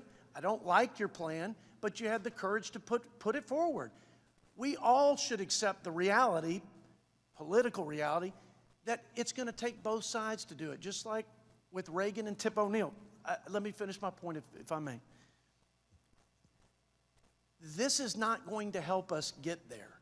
This is why this place is broken, and this is why it's nearly impossible for both sides to come together, because the baseball bat, the political baseball bat, is taken out so easily and quickly to beat the other side when they're trying to do the right thing. The president said he's not going to touch the benefits, he's going to protect it. But in every program and in every way, it's being poorly managed, and dollars are misspent and misappropriated, and there's waste, and the taxpayers and the beneficiaries are being defrauded. He's going to be vigilant. His colleagues, like Elon Musk and others who've been tasked with this, will be diligent, and so will we. That is, I think, an expectation of the American people. I just called the Social Security Administration, and this was the response I got. First of all, I couldn't get to a human being. They said it's going to take a couple of hours, and I don't know any senior that wouldn't give up on that first fact. Secondly, for the disability benefits, it says we'll get back to you in 200 days. Fill out a bunch of forms, wait for 2 hours, we'll get back to you in 200 days. There's got to be a better way to run the railroad. And seniors have suffered, and it's not, the answer isn't always throw more money at it, throw more people at it. I know that's the response for those who believe in, in the government we trust. Well, it's not working. Seniors aren't getting a good response. People aren't showing up to work, and there's a bunch of waste and fraud that needs to be dealt with head on. So I don't believe this scare tactic is going to work. It will whip our seniors into a state of anxiety and distress, and that is so unfortunate and so sad. I'm out of time, and I yield back, and I'm sure I'll hear from my friend, Mr. Larson. Mr. Horsford. Thank you, Mr. Chair. I request to strike the last word. As lawmakers, we have a solemn duty to protect our constituents, those beneficiaries on Social Security, from external threats and also from bad actors within. That's why I am calling on my colleagues to vote in favor of this resolution. The people who elected us did so with the trust that we would safeguard their privacy, ensuring their personal data is never politicized, sold to the highest bidder, or used to jeopardize their benefits.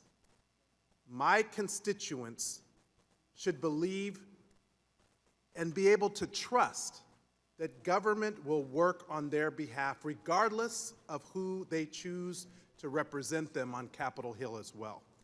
Mr. Chairman, I'd like to ask unanimous consent to enter into the record an article from CNN, Republicans Succeed in Persuading Musk, but Democrats Hit Dead Ends. Without objection. Earlier this week, President Trump and Elon Musk went about cherry-picking which Social Security field and hearing offices would stay open.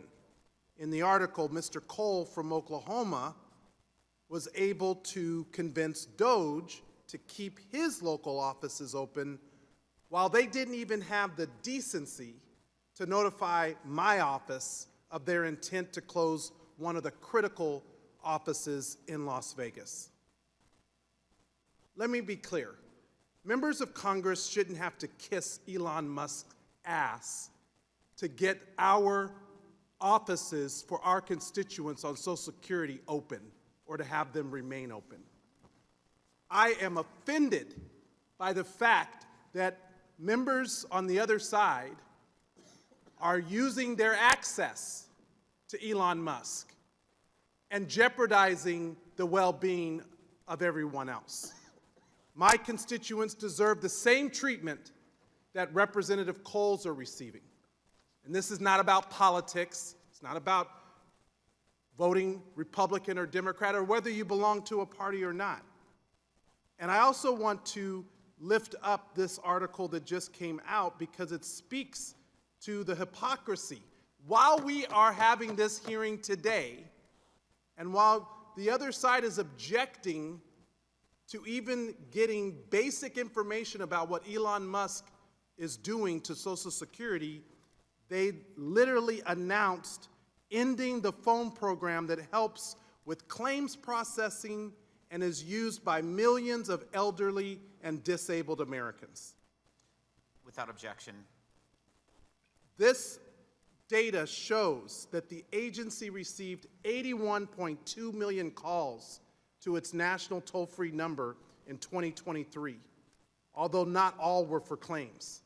Staff within Social Security are currently gaming out scenarios for how to handle an abrupt reduction of telephone service, one of the persons briefed on the matter said.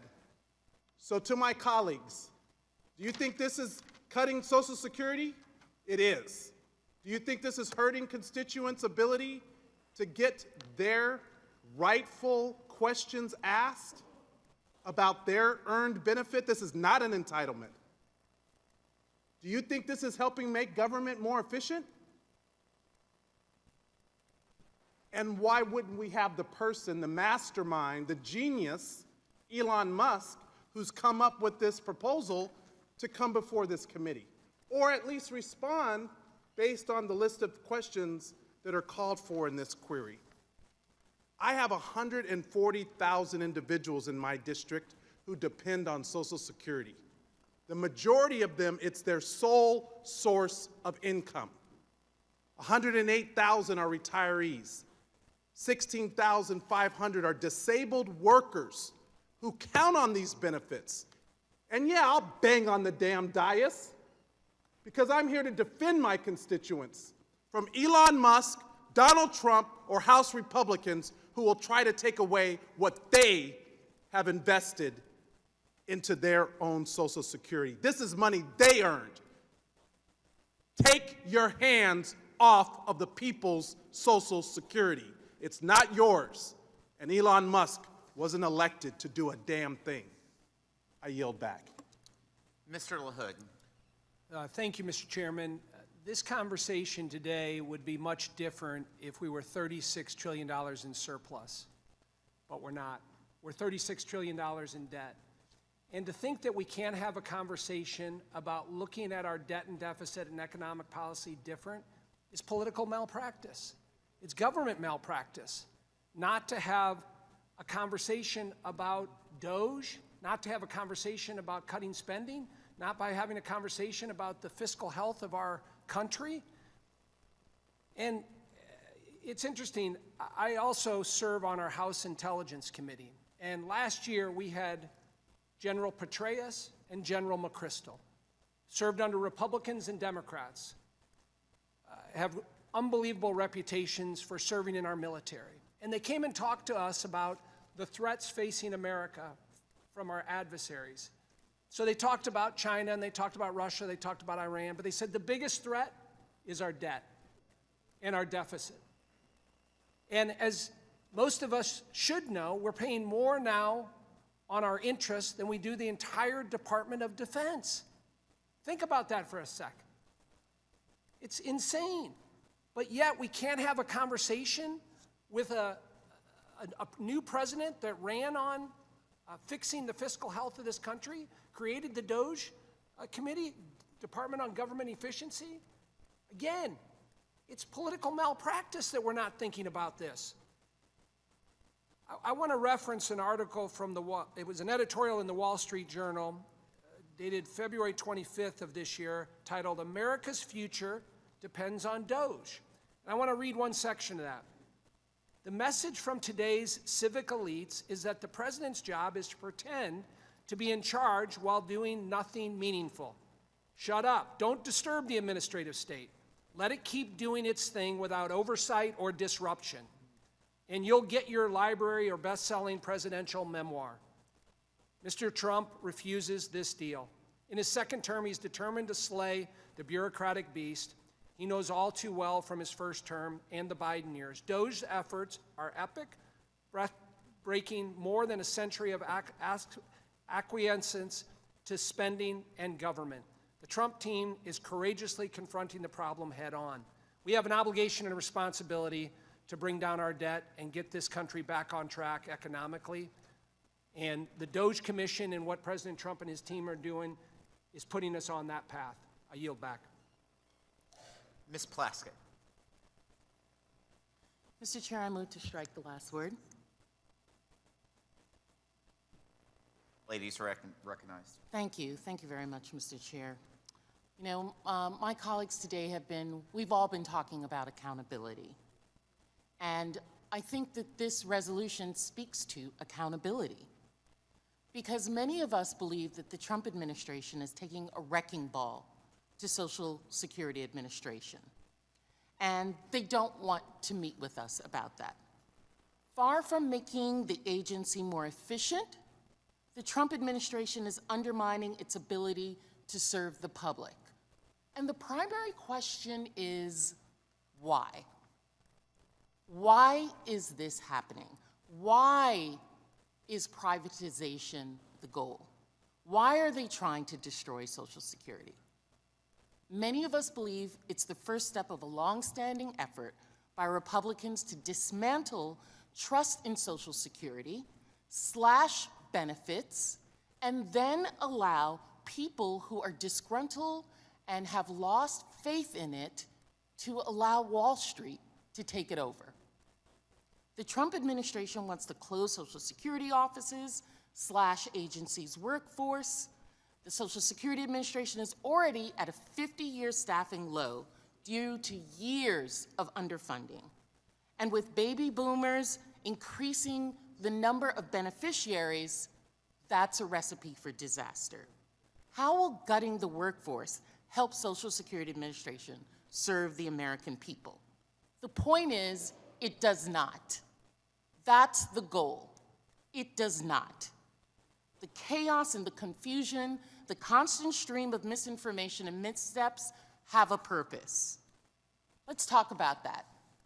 The misinformation, a Ponzi scheme. Listen, I'm a New Yorker. I understand a Ponzi scheme. A con man promises a payout that he can't deliver, collects the money, and disappears. That's not what's happening in the Social Security Administration, because people have put their money in it, and they are receiving a benefit. That's not a Ponzi scheme. Repeatedly stating that dead people and 150-year-olds are receiving checks, every newspaper, every group has said that that's untrue, including the Washington Post, which has already kissed the ring of the president. They're the ones also who have said that that's not true. How are we doing this? And why are we doing this? We want to bring back accountability. My colleague has stated that DOGE only has read-only access. We've seen weeks ago that that's not true. Oh, they just accidentally were able to make changes to it, they told us later on, and now they've gone back to read-only access. As a lawyer, the notion that they can be prosecuted for improper disclosure, that's if you find that they've had improper disclosure, first of all, and second of all, if they keep the information for themselves for data mining, for future elections, we would never be able to find that out to be able to prosecute it because it's not disclosed to anyone but themselves. Why are they keeping this information and what is the purpose of it? Make no mistake, the Trump administration's actions are to devastate the Social Security Administration's ability to serve the public and deliver Social Security payments so that they can then have access to $2.7 trillion for Wall Street to be able to play with. They need more money because you know what? We're not addicted to spending, as my colleague said. Many people are addicted to greed. That's what this is about. And the greed happens to be not from themselves, but for the American people. That's the Ponzi scheme, is them taking your damn money and using it for them own self, to enrich themselves more than they already have. That's the addiction. And you know what? This place is broken because Congress has abdicated its responsibility to be the ones to find that race fraud and abuse and to do something different about it. We're letting somebody who's unelected, who's an auditor, now he's an auditor. Is he everything? Is he God? To be able to do what he wants to do with the American people. It's got to stop. I yield back. Any further members wish to strike the last word? Mr. Swazi. Okay, thank you, Mr. Chairman. I just want to point out some basic facts that people need to understand. Jody, this is important. In the 1970s, we had about 203 million people in America. Today, we have 350 million people in America. In the 1970s, we had about 3 million federal employees. In the 1980s, we had 3.3 million federal employees. In the 1990s, we had 3.4 million federal employees. In 2020, we had 3 million, same as it was in 1970. And so we have about the same number of employees in the federal government today as we had back in the 1970s, even though the population has increased from about 203 million to 350 million people. And we've hired a lot more outside contractors than ever before. We've spent a lot more on outside contracts, like with Elon Musk, for example, but we have the same number of employees that we had back in 1970 as we do today. Now, I don't have back to 1970, but in the Social Security Department, you talked about how your phone call took a long time today. Well, who's in charge right now? Because on the day the Biden administration left, they had gotten it down to a record low response time of 12 minutes to respond to a call, which even 12 minutes to me seems like too much, but that was a record low for what it was. Today, it's going through the roof. And if you look at the number of employees in the Social Security Department, in 1999, there were 59,000 employees. In 2010, there were 66,000 employees. So 59,000 in 1999, 66,000 in 2010. At the end of the Biden administration, there were 56,000 employees, less than it was in 1999, 3,000 less than it was in 1999, and now we're talking about taking it down by another 10,000. Well, no wonder everybody's going to complain that things are broken and it's not working well, because we're trying to take it down. Now, when I was the county executive of Nassau County, we was rated the worst run county in America before I got there, I want to point out. But we went from 8,500 employees down to about 7,000 employees. We did not do it by laying off the lowest wage new employees, the probationary employees. We did it by normal attrition and by offering retirement incentives to the highest wage, most senior employees. And when those people left, we tried to make up for the reduced workforce by improving the technology and by doing consolidation and procedures and processes to make things more efficient. What we're doing now through DOGE is so haphazard and so reckless. And the idea of trying to instill this fear in people and lay off the low-wage people, the provisionary employees, in places that we're trying to hire people up to try and get to the backlogs, like in the IRS, where we make more money than we spend when we hire employees, doesn't make any sense to me. It's just bad management, and it's just scaring the hell out of everybody in the process. And there's going to be a price to pay politically for people, because most of the federal employees live in Republican districts and in Democratic districts, but we'll see that as time goes on. All the stuff we're going to see. You say, we're not going to cut Social Security, we're not going to cut Medicaid, we're not going to cut Medicare. Well, we're going to find out in the next 6 months or so what people are really up to. Then we'll really know what it is. And it's not about instilling fear or not instilling fear. We're going to find out what it is as time goes on. Right now, we're concerned that what DOGE is doing is reckless and irresponsible. Do we need to get rid of waste, fraud, and abuse? Yes. Do we need to make things more efficient? Yes. Do we need better technology? Yes. Do we need better procedures and processes? Yes. But the way that they're doing it right now, and I've given the examples before, laying off the people in the nuclear stockpile, laying off the people that oversee avian flu, laying off the people that oversee measles, doesn't make any sense to me.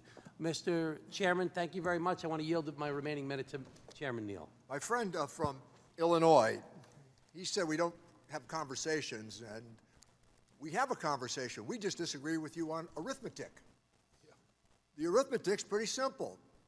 Bush Jr., $2.3 trillion worth of tax cuts. 2017, borrowing $2.3 trillion for a tax cut. Now, to hold forth on the basis of what is alleged to be this out-of-control debt. Oh, and by the way, we're going to raise the debt ceiling by $4 trillion in coming weeks so that we can pay for another tax cut. I mean, the logic escapes all of us here. How we can hold forth and suggest on one hand, we're all very concerned about the debt. Oh, but we'll borrow $2.3 trillion to add more to the debt. And now, $4 trillion we will add to the debt. But we can't have that conversation because it gets in the way of our determination to continue to do borrowing and then complain about the size of the debt. I yield back. Thank you, Chairman. Additional members wish to strike the last word? Seeing none, are there any amendments?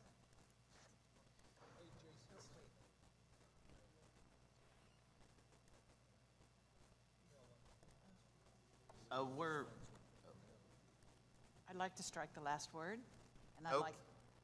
Okay, we'll do that. We moved on, but we'll do that, Ms. Miller, because you don't talk nearly as much as a lot of people on this committee. So, go, Ms. Miller. Well, I'm sorry, Mr. He may change his Chairman, mind. but I am yielding my time to Mr. Arrington. My name.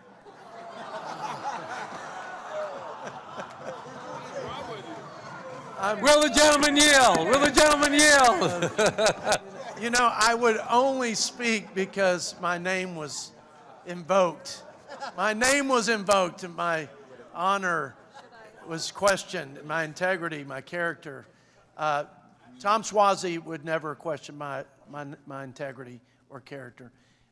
He's too good of a friend, and I wouldn't question his. I have questioned the motive here as more political than principled, and I don't like to do that. But that's my judgment right now. I think it's too wrapped up in scoring political points, and we're whipping people up into a frenzy instead of working productively to solve some problems here. But I'm not, Tom, I'd have to look at those numbers. I have not looked at the numbers. But to suggest that the federal government had the same amount of employees in the 60s and 70s as we do in the 21st century, when we didn't even have the microwave oven, let alone the internet, is not that impressive of a stat, to be frank. I think we can probably run this government more efficiently post-technology revolution. We still need people, but we need them to show up. Like, I would have an easier time receiving some of this, really, with the sincere motive of needing more information, wanting more insight, if the same passion and concern were directed to the many government employees who were not showing up for years. And this was post-pandemic. And we just accepted it as the new normal. And when we talk about, like some of my colleagues, the Democrat colleagues, about my constituents are worth it, this is their benefit, their earned benefit, I agree. I agree. But why weren't we fighting to make sure that people were seats, butts were in seats, calls were being answered, cases were being resolved? The very fact, in every congressional office experiences, we had casework through the roof for our retirees who couldn't get their phone calls returned and couldn't get their cases resolved. Will the gentleman yield? But where was the indignation? Where was the fight for these constituents at that time? Will the gentleman yield? It's a sad thing in this country that we need retirees, our beloved seniors, to have to work through their member of Congress just to get a daggum phone call returned. So I would accept some of this in a more sincere fashion if it was consistently applied when we had Democrat control and we had other big inefficiency problems. I trust the president. I trust people who have a track record of successfully and efficiently and effectively running organizations. I think this is long overdue. I think it should go across the government. I think we should get information and we should get insight and we should get the opportunity to change some of the things that are needed and codified by an act of Congress. Like, for example, in Medicaid, and I'll yield with the example of Medicaid, President Biden went back, revoked a policy that reviewed the Medicaid rolls twice a year so that we could ensure that only those legally eligible for Medicaid were receiving the benefit. That's a taxpayer safeguard. That's a safeguard for sustaining the program. And it was revoked from twice a year, and it was only done once a year. Well, that's $160 billion worth of waste and fraud because of a simple program integrity measure that was revoked. That's common sense. I don't think there's an American out there that would say, why in the world would we do that? So I appreciate some of the concern, but I think it is more political than principle, and I appreciate my colleagues, and I appreciate his Mr. leadership. Chairman. I yield back, Mr. Chairman. I yield back my time. Thank you, Ms. Miller. Any additional members wish to strike the last word? Are there any amendments? Seeing no amendments, I will now recognize Mr. Buchanan for the purpose of offering a motion. Mr. Chairman, I move the committee report HRES 195 adversely to the House of Representatives. The question is on the motion to report HRES 195 adversely to the House of Representatives. The clerk will call the roll. Mr. Buchanan. Yes. Mr. Buchanan, yes. Mr. Smith of Nebraska. Mr. Smith of Nebraska, yes. Mr. Kelly. Mr. Schweikert. Mr. Schweikert, yes. Mr. LaHood. Mr. LaHood, yes. Mr. Arrington. Mr. Arrington, yes. Mr. Estes. Mr. Estes, yes. Mr. Smucker. Mr. Smucker, yes. Mr. Hearn. Mr. Hearn, yes. Mrs. Miller. Mrs. Miller, yes. Dr. Murphy.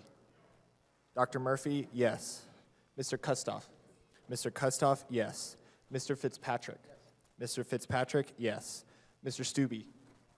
Mr. Stubbe, yes. Ms. Tinney. Ms. Tinney, yes. Mrs. Fishbach. Yes. Mrs. Fishbach, yes. Mr. Moore. Yes. Mr. Moore, yes. Ms. Van Dyne. Ms. Van Dyne, yes. Mr. Feenstra. Mr. Feenstra, yes. Ms. Maliotakis. Mr. Carey. Mr. Carey, yes. Mr. Yakum. Mr. Yakum, yes. Mr. Miller.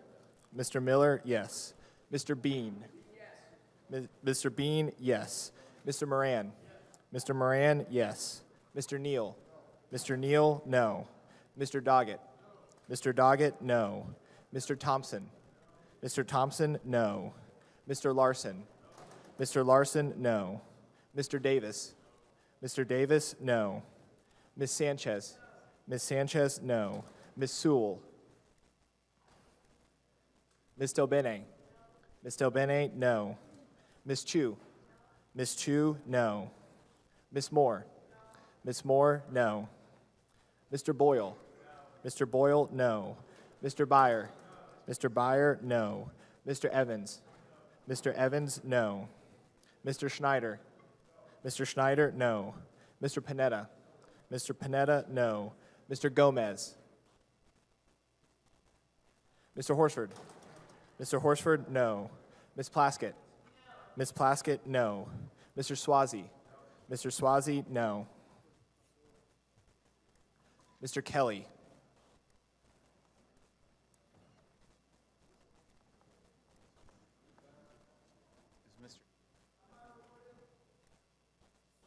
How is Mr. Gomez? I hear him recorded. Mr. Gomez is not recorded. Mr. Gomez, no.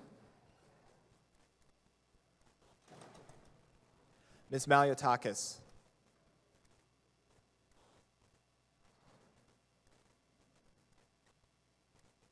Ms. Sewell?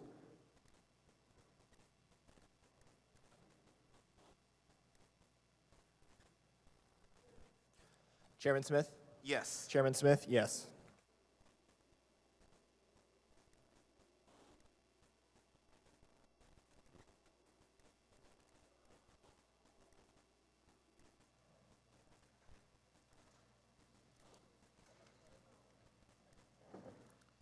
The clerk will report the vote.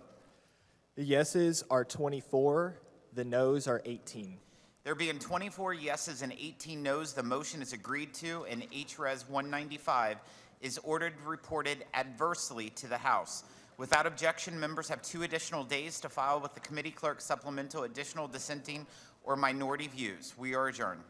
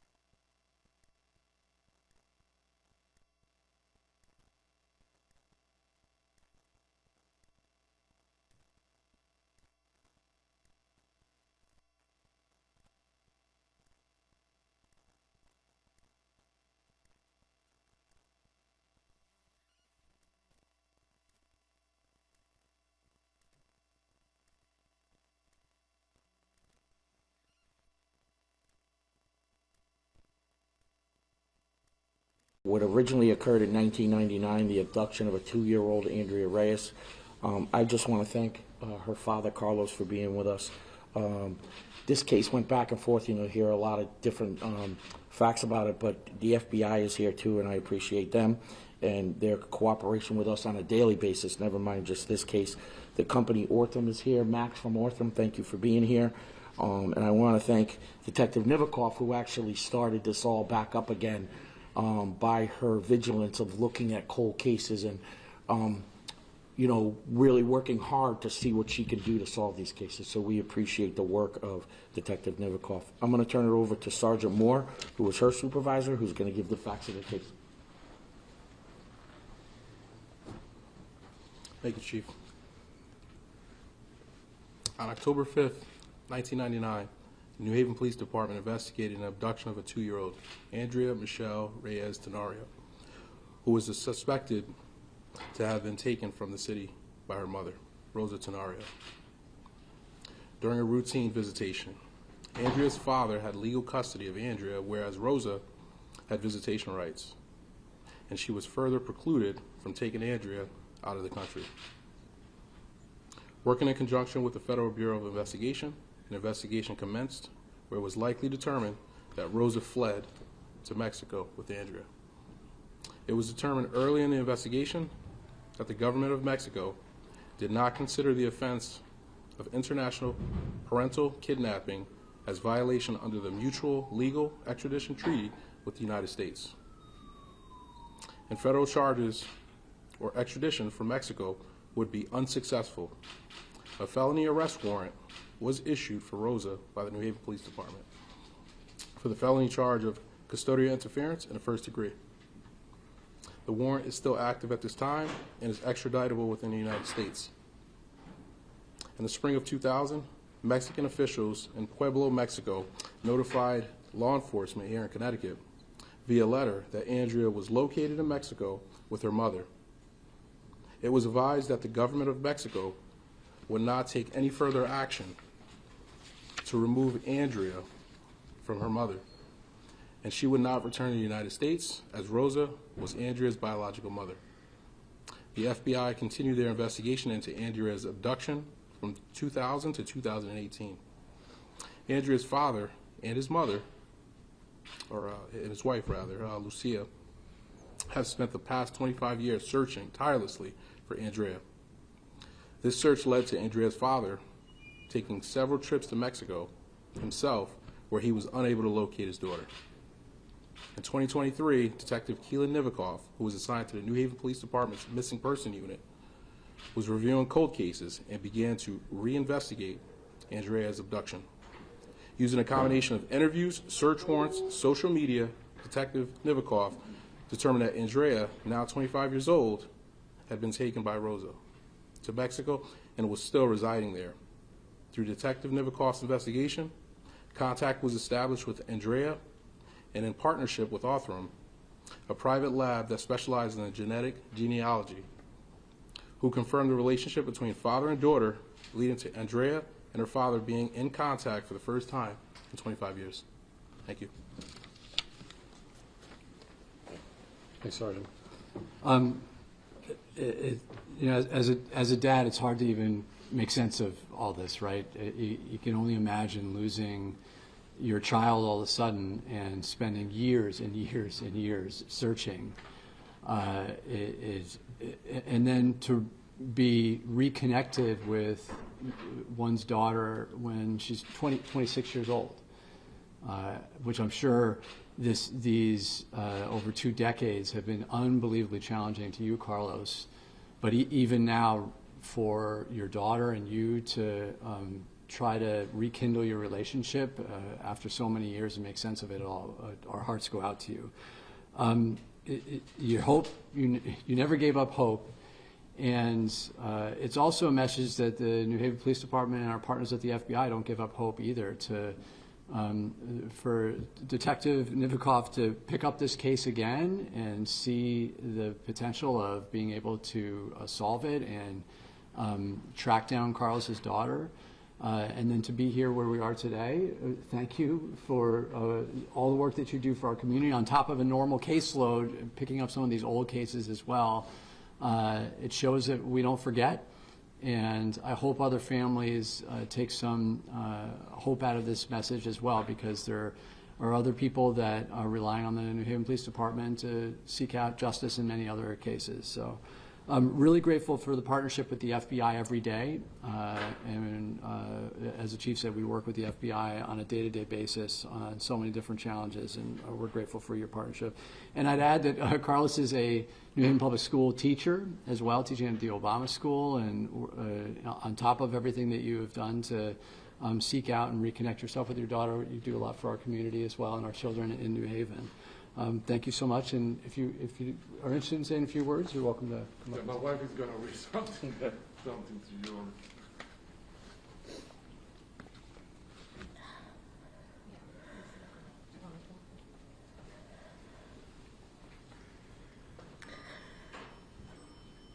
Thank you for sharing in our joy in finding our daughter, Andrea Michelle Neges Tenorio. After 25 years, God has answered our prayers and blessed us with a chance to know her again. We recognize that this reacquaintance will have challenges. However, we are confident that God is building the path before us and leading our steps. We thank Detective Nivikov from the New Haven Police Department. While relatively new to our team, she proved to be an invaluable support to our family. Her obvious interest and care in our case was reassuring and gave us renewed hope that Andrea could be found. A 25-year-old case is daunting, but she willingly added us to her workload and checked in with us regularly. When we contacted Detective Nivikov with information and a possible lead in our case, she listened and worked